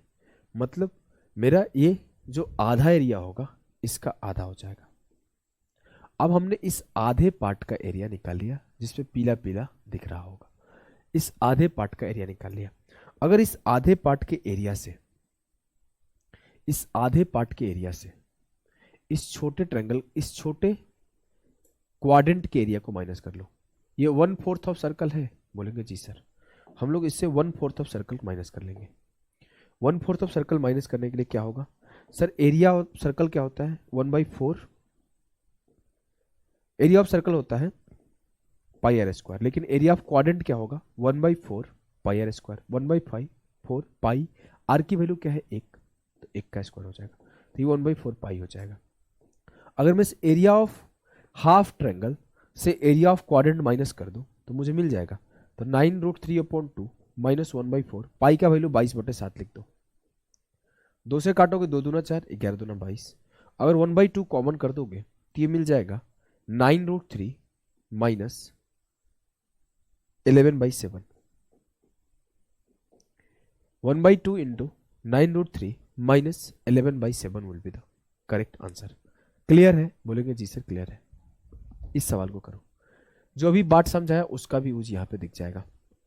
जब मैं आपको सेंट्रॉइड पढ़ाता हूँ, मिड पॉइंट पढ़ाता हूँ, तो वहाँ पे मीडियल ट्रायंगल भी पढ़ाता हूँ, बहुत इंपॉर्टेंट है, ये सवाल उसी से बनेगा। बोला है कि ABC and BD are 2 equilateral triangle such that D is the mid point of PC। अगर मैं आपको ये ट्रायंगल बनाया ABC, तो बोला है कि ABC और BD दो समबाहु त्रिभुज है, जहां पर DBC का मध्य बिंदु है, DBC का मध्य बिंदु है। और साथ के साथ ये बोला है कि the area of triangle ABC 136 है, तो BDE का एरिया बताओ। अब मेरे को D के साथ साथ E भी तो कुछ बोला होगा, E कहीं बोला ही नहीं यार, बोलना चाहिए था। यहाँ पे DBC का मध्य बिंदु है और E जो होता है AB का मध्य बिंदु हो जाएगा। E को कहीं पॉइंट वो बोला नहीं है, ये गलत है, सवाल में कोई स्टेटमेंट मिसिंग है। यहाँ पर ये बोलना चाहिए E इस पॉइंट का AB का मध्य बिंदु है। अगर E AB का मध्य बिंदु होगा तो हम लोग इसे मिला देंगे, तो जो मेरा ये ट्रायंगल फॉर्म होगा, ये हमेशा 1/4 ऑफ द ट्रायंगल फॉर्म होता है। कैसे, अगर मान लो कि AC पर कोई एक मिड पॉइंट ले लो और इसके मिड पॉइंट को मिला दो और इसके मिड पॉइंट को मिला दो, तो ये बात आपको सेंट्रॉइड में हमेशा पढ़ने को मिलता है कि जो ये ट्रायंगल फॉर्म हो रहा है, मान लो इसे DEF ले लिया, तो DEF is a medial triangle, is a medial triangle, और ये मिड पॉइंट को फॉर्म करने से बनता है। और ये बात भी पढ़ाता हूं मैं वहां पे ही कि चारों का एरिया हमेशा बराबर होता है, 1 होता है। और हमसे बोला गया कि ट्रायंगल ABC का एरिया 136 सेंटीमीटर स्क्वायर है। इट मीन्स कि 1 + 1 + 1 4 यूनिट की वैल्यू 136 सेंटीमीटर स्क्वायर है। तो 1 यूनिट की वैल्यू क्या होगी, 4 × 12 और 4 × 4 = 16। मतलब इसका भी एरिया 34 होगा, इसका भी एरिया 34 होगा, इसका भी एरिया 34 होगा, और इसका भी एरिया 34 होगा। सबका एरिया 34 के बराबर होगा। क्लियर है, बोलोगे जी सर क्लियर है। इस सवाल को सॉल्व करो। In triangle ABC is an equilateral triangle and AD perpendicular on DC। ABC एक समबाहु त्रिभुज है जहां पर AD जो है वो परपेंडिकुलर है BC के ऊपर, और AD का लेंथ हमें 4√3 दिया हुआ है। मुझसे पेरीमीटर पूछा गया, √3/2a बराबर है 4√3 के, तो √3 से √3 खत्म, a की वैल्यू हो गई 8। मुझसे ABC का परिमाप पूछा है, तो 8 + 8 + 8, 8 × 24, एक छोटा सा बच्चा भी बता देगा आपको सही उत्तर। क्या आपको चीजें क्लियर है, बोलोगे जी सर एकदम क्लियर है। आगे बढ़ते हैं। अगला सवाल है, what is the perimeter of triangle whose height is 3.46। एक समबाहु त्रिभुज की परिधि क्या है अगर उसका हाइट 3.46 दिया हुआ है। अगर मैं बोलूं कि हाइट 3.46 है, मतलब वो कमीना दिमाग लगाया है, कमीना √3 को 1.73 लिखवा रहा है। समझ रहे हो? हाँ सर समझ रहा हूं। तो क्या है, √3/2 ए जो होता है हाइट होता है, और इसकी वैल्यू 3.46 दिया हुआ है। इट मीन √3 की वैल्यू क्या दी है 1.73/2 इंटू ए बराबर 3.46। अब साफ साफ ये कट जाएगा 2 बार में, तो ए की वैल्यू हो जाएगी 4। हमसे पूछा है त्रिभुज की परिधि बताया, मतलब पेरीमीटर बताया, तो 4 गुण प्लस 4 प्लस 4, 4 गुणे 3, 4 तिया 12 विल बी द सही उत्तर ऑफ द सवाल। क्लियर है? बोलेंगे जी सर क्लियर है। इस सवाल को करो। द मोस्ट इंपॉर्टेंट सवाल, सीजीएल सीएचएसएल में गंध मचा दिया है ये सवाल एक टाइम पर। 4-5 बार आए हैं। सीजीएल 2022 में आए हैं, सीजीएल 2021 में आए हैं, 20 में आए हैं, सीएचएसएल 2020-21 में आए हैं। 2 सवाल उसमें से हमने उठा लिया है। और इसको कराने के लिए मैं आपको कोई ऐसा थ्योरम नहीं बताऊंगा, ना कोसाइन रूल से बताऊंगा, ना साइन रूल से बताऊंगा, ना मैं आपको कोई थ्योरम से बताऊंगा, ना मैं एक्स मान के बताऊंगा। देखना एक लाइन में सॉल्व करोगे। मैं बहुत बेहतरीन तरीका बताऊंगा, आप इस सवाल को पढ़ना। इस सवाल को पहले आप खुद भी सोचा करो। मैं आपको एक बात हमेशा बोला करता हूं आप लोगों को कि आप लोग को हर सवाल पे पॉज करके सोचना है। अगर आप नहीं सोचोगे भाई नहीं फायदा होगा, बिल्कुल नहीं फायदा होगा। तो चलिए करते हैं। The side of an equilateral triangle ABC is 3√7। किसी इक्विलेटरल ट्रायंगल का साइड जो है 3√7 दिया हुआ है और ट्रायंगल कुछ यूं मान लो फॉर्म हमने कर दिया। बोलेंगे जी सर। बोला है कि P is a point on BC, P is a point on BC, BP ratio PC 1:2 दिया हुआ है। हमने बोला सर BP रेशियो PC हम 1:2 ना मान के 2:4 मानेंगे। ऐसा क्यों? जब मेरे सामने ये सवाल आया था, मैं सॉल्व करना स्टार्ट किया था, आज नहीं 4 साल पहले 3 साल पहले, तो मैंने देखा कि 1 लिया, अरे यार तो फ्रैक्शन जा रहा है, मैं टप से 2 से मल्टीप्लाई कर दिया। तो मुझे क्या सीखा कि मैं जब सॉल्व करना शुरू किया, मैं आगे प्रोसेस में गया, फिर पीछे जाके ये काम किया। तो मैं आपको ये चीज़ें यहाँ पे ही सिखा रहा हूँ। मैं कैसे सीखा ये भी आपको बताया। जब हमने बोला कि मान लेते हैं P यहाँ पर है, मान लेते हैं P यहाँ पे है, इसके साथ ही हमने बोल दिया 2 से मल्टीप्लाई कर देते हैं। ये कैसे बोल पाया मैंने रीजन बता दिया। तो मतलब BP रेशियो PC क्या हो जाएगा 2:4। तो B से P तक का लेंथ 2 यूनिट है और P से C तक का लेंथ 4 यूनिट है। अब देखो इस सवाल से पूछा गया है कि लेंथ ऑफ AP बताओ। लेंथ ऑफ AP बताओ। AP का वैल्यू क्या है?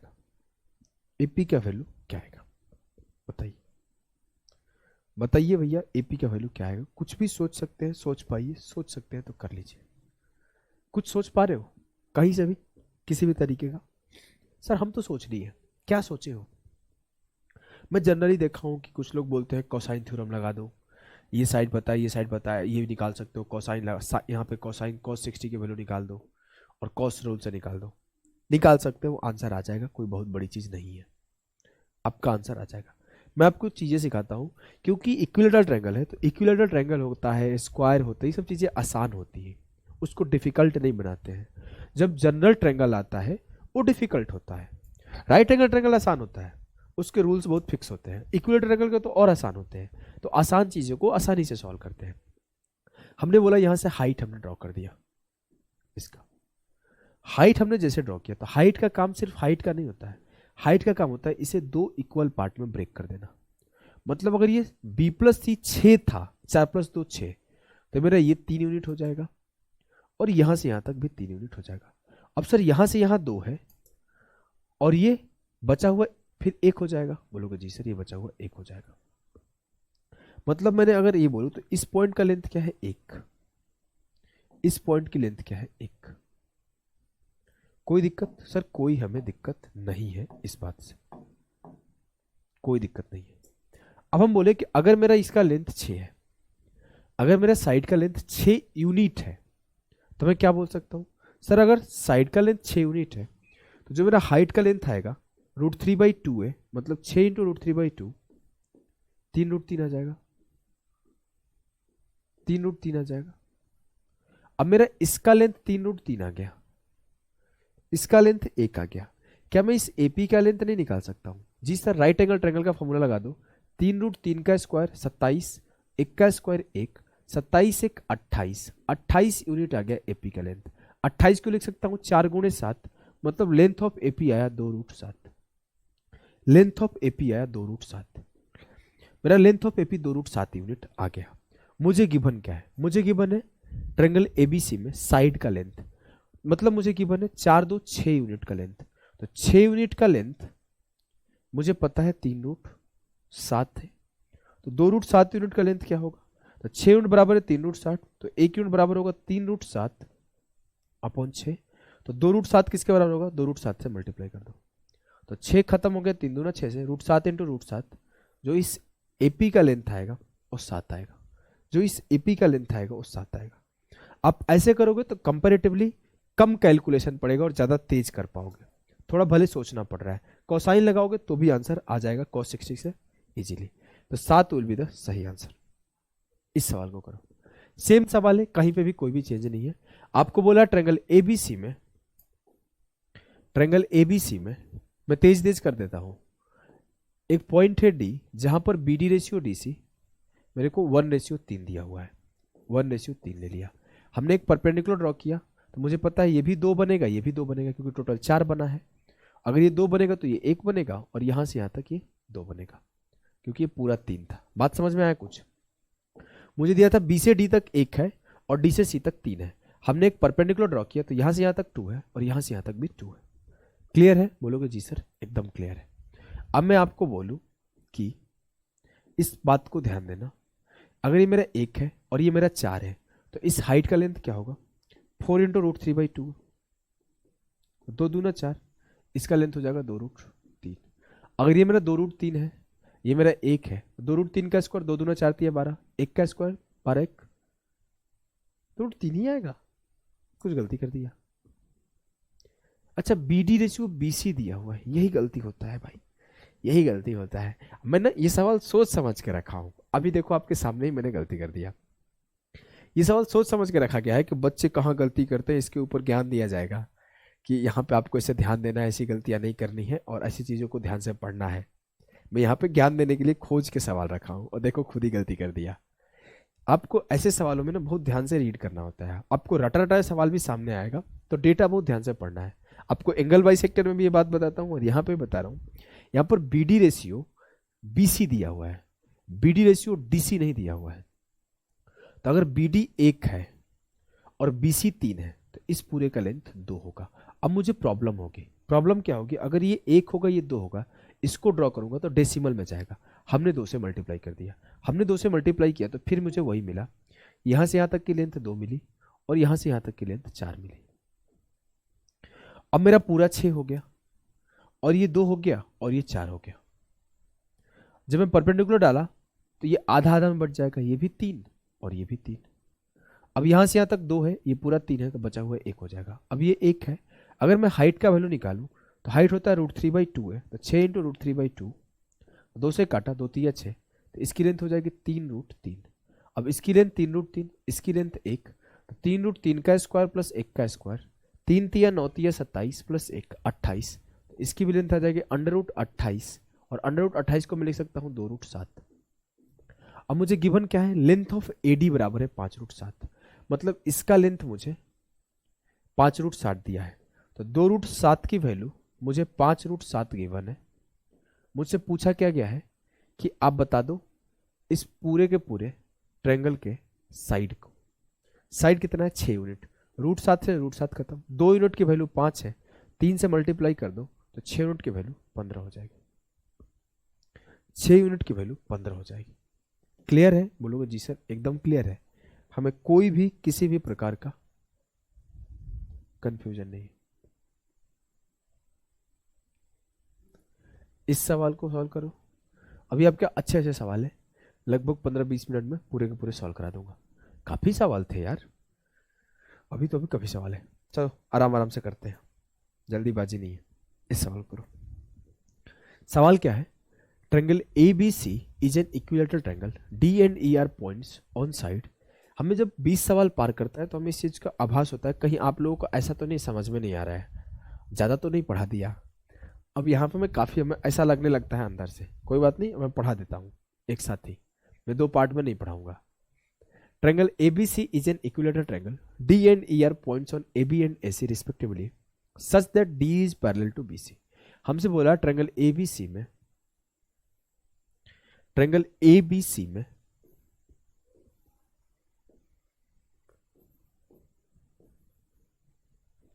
जो D और E पॉइंट है AB और AC पर है, D और E पॉइंट है वो AB और AC पर है, और साथ के साथ ये भी बोला गया है कि वो दोनों पैरेलल है, और ये भी बोला गया है कि D is parallel to BC and equal to half of the length of BC. ये डी जो है वो बीसी के समानांतर है और इसके आधा है। इसके आधा होने का मतलब क्या है कि this D and E are the mid point of A B and A सी।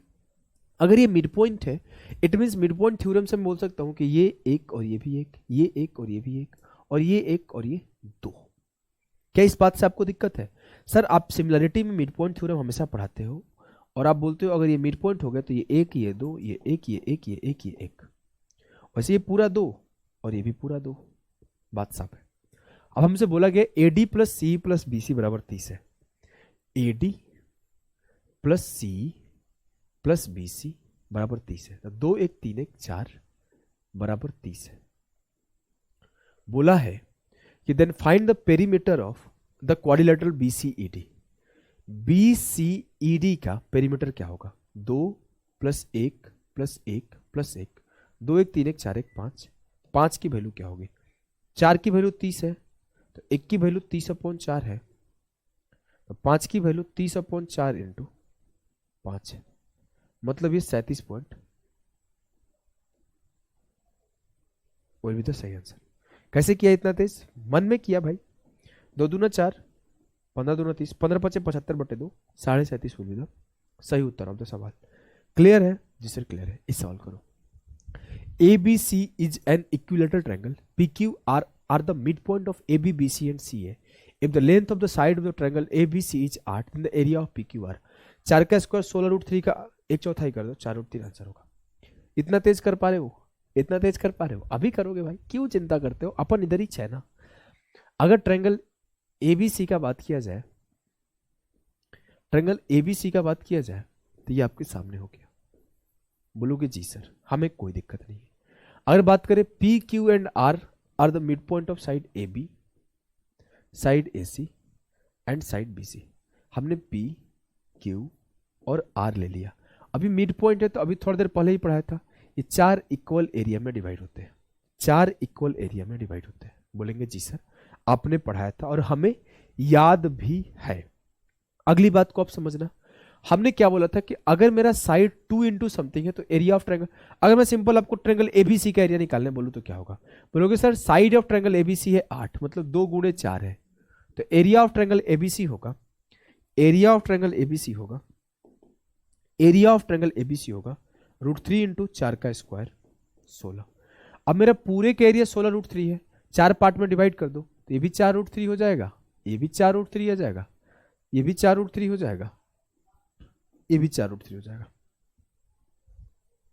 4√3 4√3 4√3 सही हो जाएगा। बोलेंगे जी सर। इस सवाल को सॉल्व करो। Triangle ABC is an equilateral triangle. बोलेंगे जी सर। देखो इक्विलेटरल सबसे आसान होता है, सबसे आसान ट्रायंगल इक्विलेटरल ट्रायंगल, जो मन सो मानो आंसर आ जाएगा, ऐसा चीज है। ABC is an equilateral triangle which DEF are the points on side BC, AC and AB such that AD perpendicular BC, B perpendicular AC and CF perpendicular AB। बोला है कि त्रिभुज ABC में, त्रिभुज ABC में AD perpendicular on BC, BE perpendicular on AC, BE perpendicular on AC and CF perpendicular on AB। यही बोला है ना? बोलेंगे जी सर। अब बोला है which of the following is true? AB AD AC BE, AB AD AC BE में relation पूछा है। AB AD और AC और BE। सर इतना तो हमें पता है बचपन से। क्या पता है? क्या पता है भैया? हमें ये पता है सर कि जो AB होता है वो बराबर होता है AC के और वो बराबर होता है BC के, और जो AD होता है वो बराबर होगा BE के और ये बराबर होगा CF के। कोई समस्या? हमें कोई भी किसी भी प्रकार की समस्या नहीं है। अगर नहीं है मेरे लाल तो इस बात को आप समझना कि अगर मैं अपने मन से क्या करूं, साइड को 2 मान लूं। जैसे साइड को 2 माना तो हाइट √3 हो जाएगा। आपको ये बात पढ़ा हुआ है, मतलब ये भी मेरा √3 हो जाएगा। हमने अपने मन से साइड को 2 माना, लिखने में गंदा होगा तो इसको 2 माना तो ये मेरा √3 हो जाएगा। मतलब अगर जैसे हमने AB BC AC को 2 2 2 माना, वैसे मेरा AD BE CF का लेंथ √3 हो गया। ऐसा क्यों माना? सॉल्व करने के लिए माना, इक्विलेटरल है। बेसिक से भी सॉल्व करूंगा वही आंसर आएगा, बदलेगा नहीं आंसर। अब हमने बोला कि यहाँ पे पुट कर दो, हर ऑप्शन में पुट कर दो, सबसे बेस्ट तरीका यही है। हमने ए बी के जगह पे 2 पुट किया, तो 7 गुणे 4, 2 का स्क्वायर 4 बराबर 9 इंटू √3 का स्क्वायर 3, 28 बराबर 27 हो सकता है? नहीं। 4 गुणे 2 का स्क्वायर 4 और 5 गुणे बी का वैल्यू √3 का स्क्वायर 5 गुणे 3, 16 बराबर 15 हो सकता है? नहीं। 2 इंटू ए बी का स्क्वायर 2 का स्क्वायर 4 बराबर ए डी का स्क्वायर √3 का स्क्वायर 3, 8 बराबर 3 हो सकता है? नहीं। 3 इंटू ए सी का स्क्वायर मतलब 3 इंटू 2 का स्क्वायर 4 और 4 इंटू बी का स्क्वायर, तो 4 इंटू बी का वैल्यू क्या हो जाएगा? 3, तो 12 बराबर 12, तो ये हो सकता है। अगर किसी को मन है कि नहीं सर हमने तो बेसिक से पढ़ना है, अरे भाई बेसिक से भी कर लोगे। एक चीज होता है जो कि आपको सेंट्रोइड में पढ़ना होता है, जहां पर मीडियन और साइड के बीच में रिलेशन सिखाया जाता है कि relation between median and side of triangle, relation between median and side of triangle. As you know कि these are the not only altitudes but also medians of the triangle. क्योंकि यह मेरे को पता है कि इक्विलेटरल ट्रायंगल में जो मेरा परपेंडिकुलर होता है वो मीडियन भी होता है, और हमें एक रिलेशन पढ़ना होता है कि relation between median and sides. ये चीजें आपको सेंट्रोइड में ही पढ़ाया जाता है। Relation between medians and side of a triangle, side of triangle. अगर मैं बोलूं क्या होता है रिलेशन, ये बोल दूं कि एडी मेरा मीडियन है, बी मेरा मीडियन है और सी एफ मेरा मीडियन है, सीधे रिलेशन लिख देता हूं, फाइनल प्रूफ नहीं करा रहा हूं। रिलेशन क्या आता है कि जो ए बी का स्क्वायर प्लस बी सी का स्क्वायर प्लस सी ए का स्क्वायर आता है अपॉन ए डी का स्क्वायर प्लस बी का स्क्वायर प्लस सी एफ का स्क्वायर आता है, वो बराबर आता है 4/3 के, 4/3 के। इस रिलेशन को जब यहां पे आप लगाओगे कि इस तीनों के स्क्वायर का सम, तो आप बोल सकते हो 3 ऑफ ए बी स्क्वायर या फिर ए सी स्क्वायर या फिर कुछ भी 3 ऑफ ए स्क्वायर, मान लो 3 of A B square B C square A C square, कुछ भी लिख सकते हो। सॉरी देखो अब क्या लिखोगे, ए बी का स्क्वायर लिख ही देता हूं पूरा, ए बी का स्क्वायर प्लस बी सी का स्क्वायर प्लस ए सी का स्क्वायर अपॉन ए डी का स्क्वायर प्लस बी का स्क्वायर प्लस सी एफ का स्क्वायर बराबर आएगा 4/3। तो अगर इसको जोड़ दो तो ये तीनों के तीनों बराबर है, तो लिख सकता हूं 3 ऑफ ए बी का स्क्वायर या फिर 3 ऑफ बी सी का स्क्वायर या फिर 3 ऑफ ए सी का स्क्वायर। ये भी तीनों का तीनों बराबर है, तो लिख सकता हूं 3 ऑफ ए डी का स्क्वायर या 3 ऑफ बी का स्क्वायर या 3 ऑफ सी एफ का स्क्वायर। मैंने 3 ऑफ ए डी का स्क्वायर लिख दिया, ये बराबर है 4/3 के, 3 से 3 खत्म। ए बी का स्क्वायर अपॉन ए डी का स्क्वायर बराबर 4/3 है। मतलब ये बात मैं बोल सकता हूं कि अब देखो यहां से भी रिलेशन आ जाएगा कि ए बी बराबर A B ratio A D हो जाएगा 2/√3। वही चीजें हमने एज्यूम भी किया है, कुछ और नहीं एज्यूम किया है।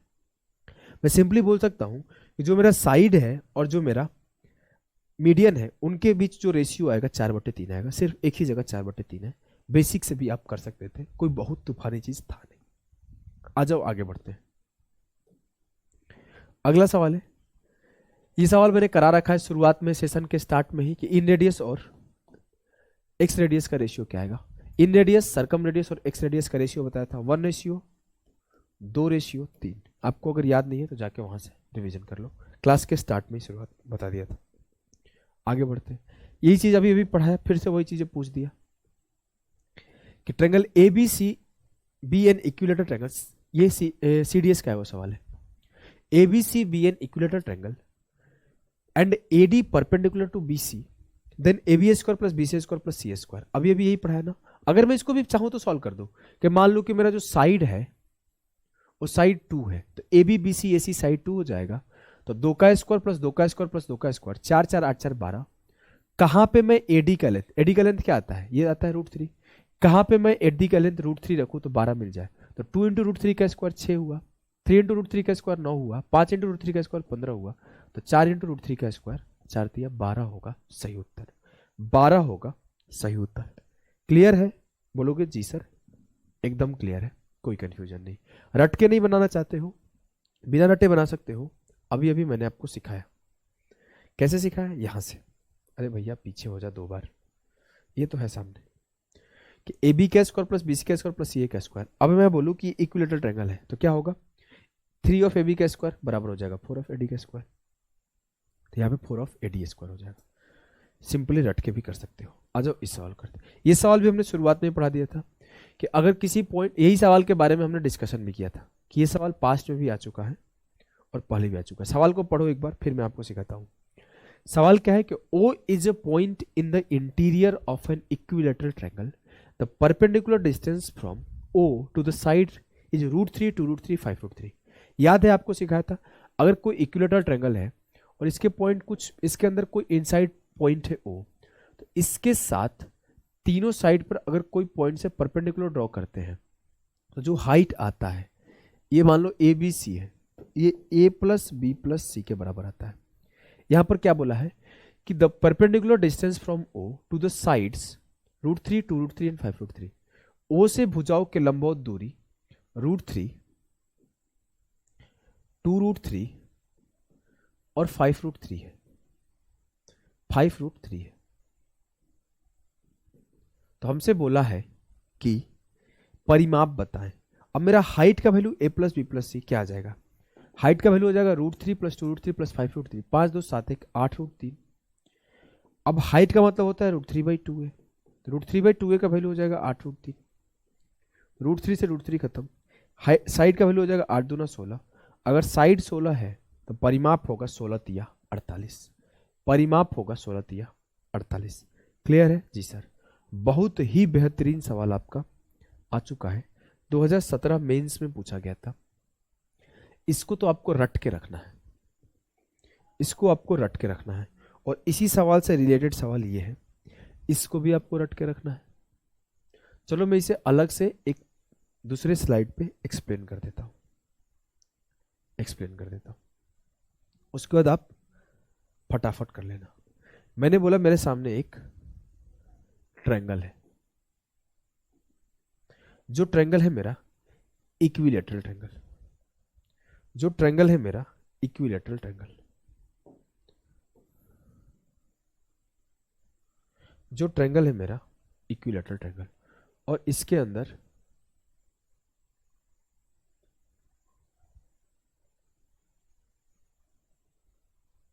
जिसके अंदर एक सर्कल बना हुआ है। बोलेंगे जी सर एकदम बात साफ है।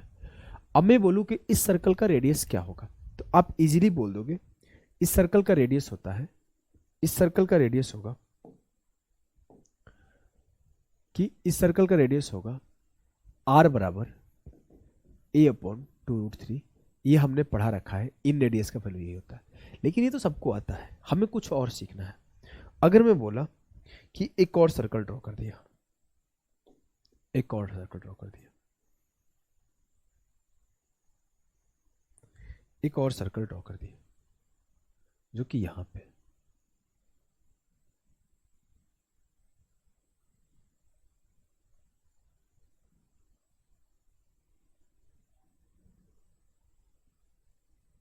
हमने बोला मान लेते हैं एक और सर्कल ड्रॉ कर दिया यहां पे,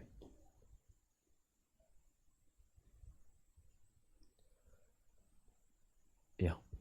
तो इन सर्कल के बीच में रिलेशन क्या आता है, तो आपको अभी याद रख लेना है। ये फोटो मैं ऐसे भी ड्रॉ कर सकता हूं, कोई बहुत बड़ी बात नहीं है। कि हमने बोला मान लो ये पॉइंट है और यहां से ये लाइन गया है और यहां से ये लाइन गया है, हमने सर्कल ड्रॉ करना शुरू किया, हमने सर्कल ड्रॉ करना शुरू किया, हमने सर्कल ड्रॉ करना शुरू किया। तो ऐसे ये पूछा जा चुका है भाई, एक बार नहीं कई बार पूछा जा चुका है सवाल, और आपने इसको रट के रखना है।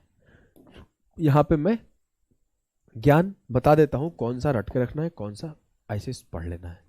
तो इसे आपको रट के रखना है कि सवाल आए जहां पे लोग सोच रहे होंगे आपका आंसर आ गया होगा, आपका आंसर आ गया होगा। ये हो गया। और अगला एक फोटो और बनाता हूं, एक फोटो और बनाता हूं।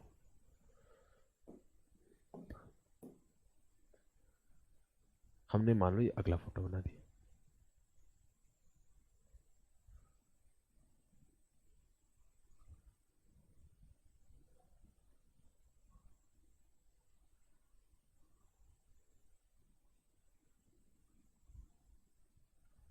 ऐसे।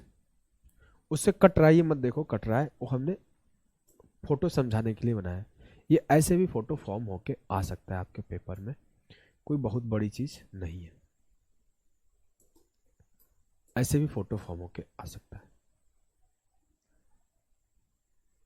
फोटो समझ गए?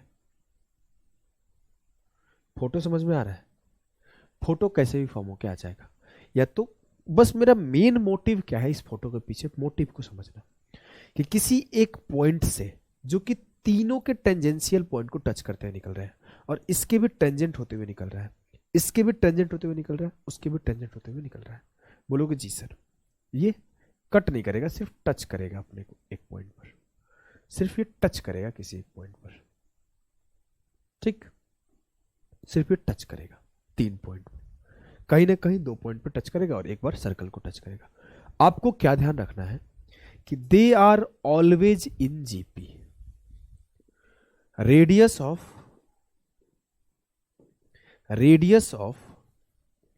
Circle is always in geometric progression.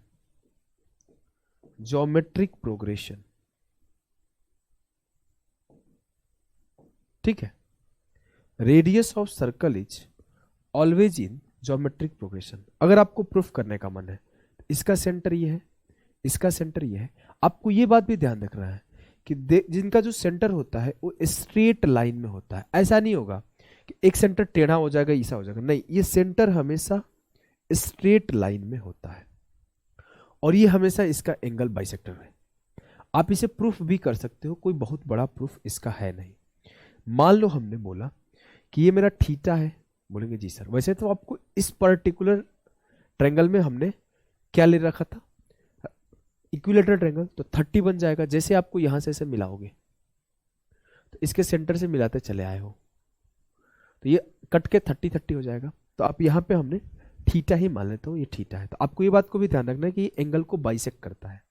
हमने यहाँ से ये परपेंडिकुलर डाला तो ये आर होगा, हमने यहाँ से ये परपेंडिकुलर डाला, मान लेते हैं ये R1 है तो ये R2 होगा, मान लेते हैं ये, तो ये R3 होगा। एक सवाल आपका पेपर में आया हुआ है और पूछा था, इसका 4 दे दिया था लेंथ, इसका 9 दे दिया था रेडियस, इसका पूछा था।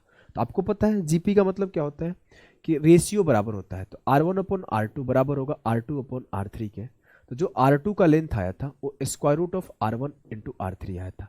अगर इसका लेंथ 4 दे दिया, इसका लेंथ 9 दे दिया, तो ये हो जाएगा 4 इंटू 9 का स्क्वायर रूट 6।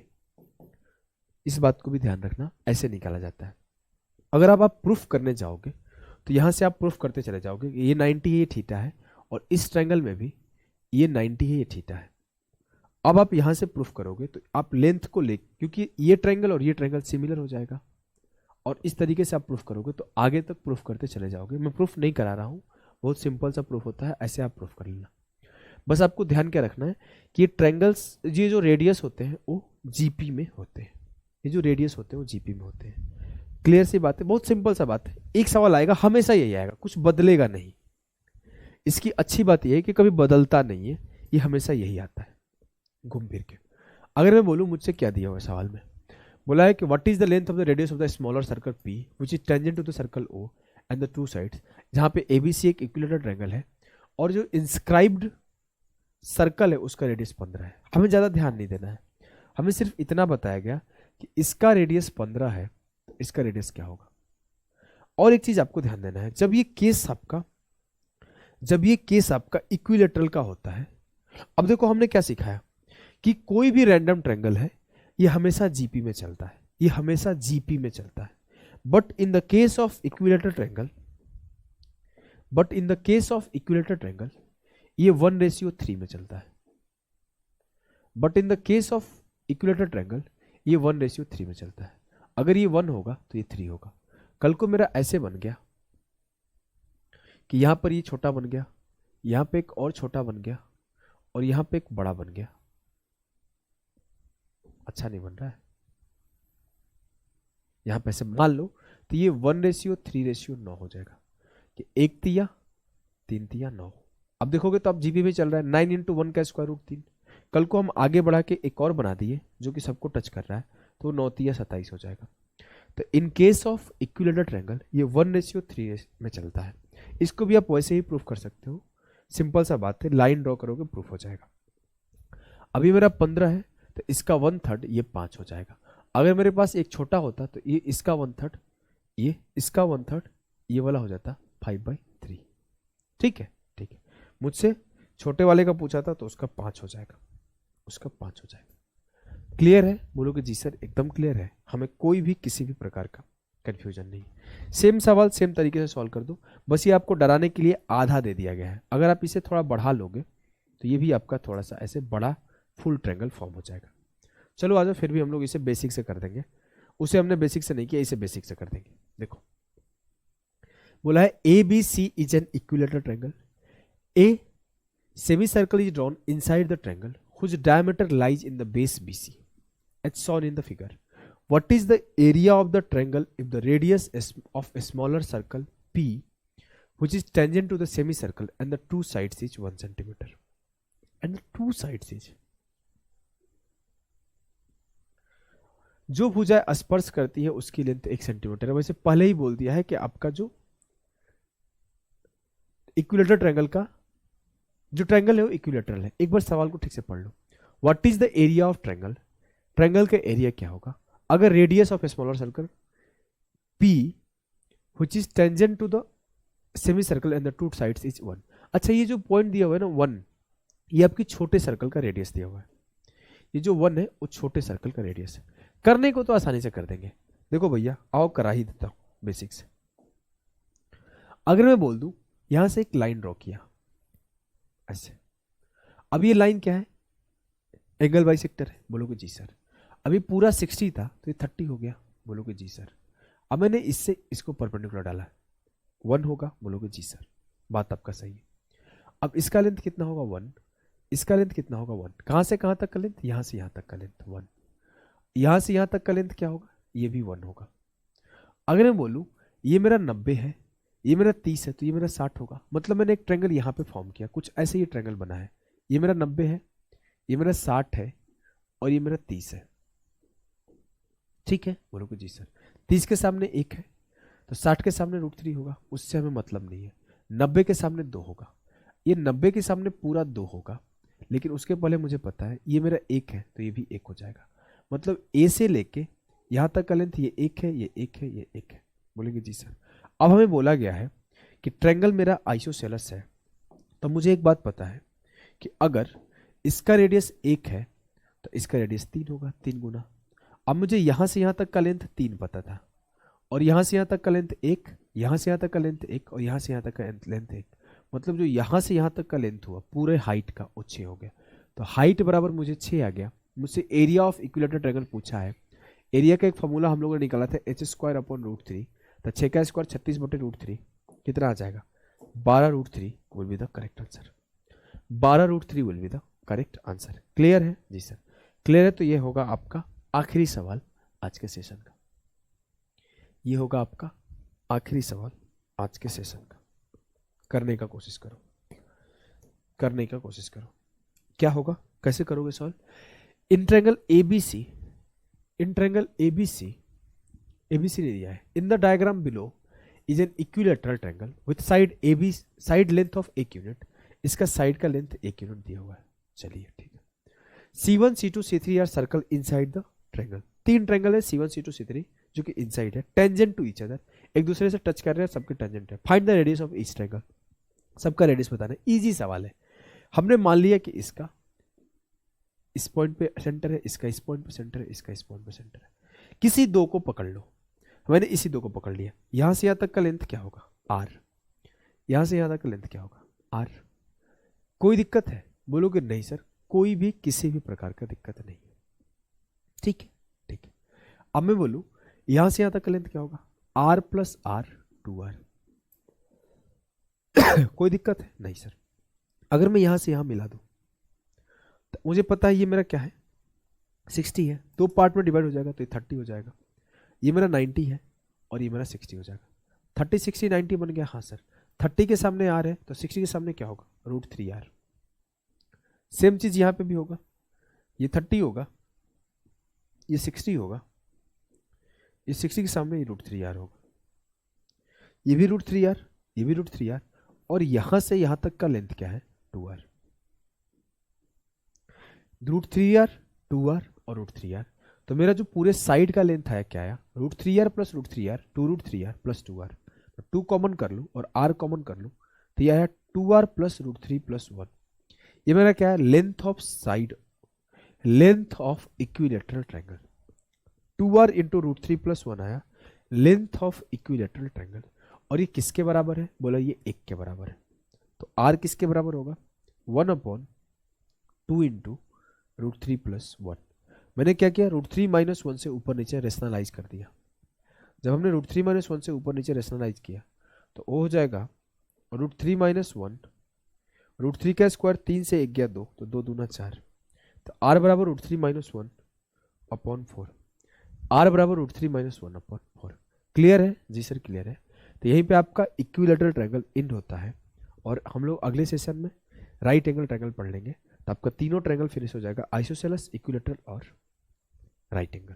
तो अभी के लिए इतना ही, टाटा बाय बाय सभी को।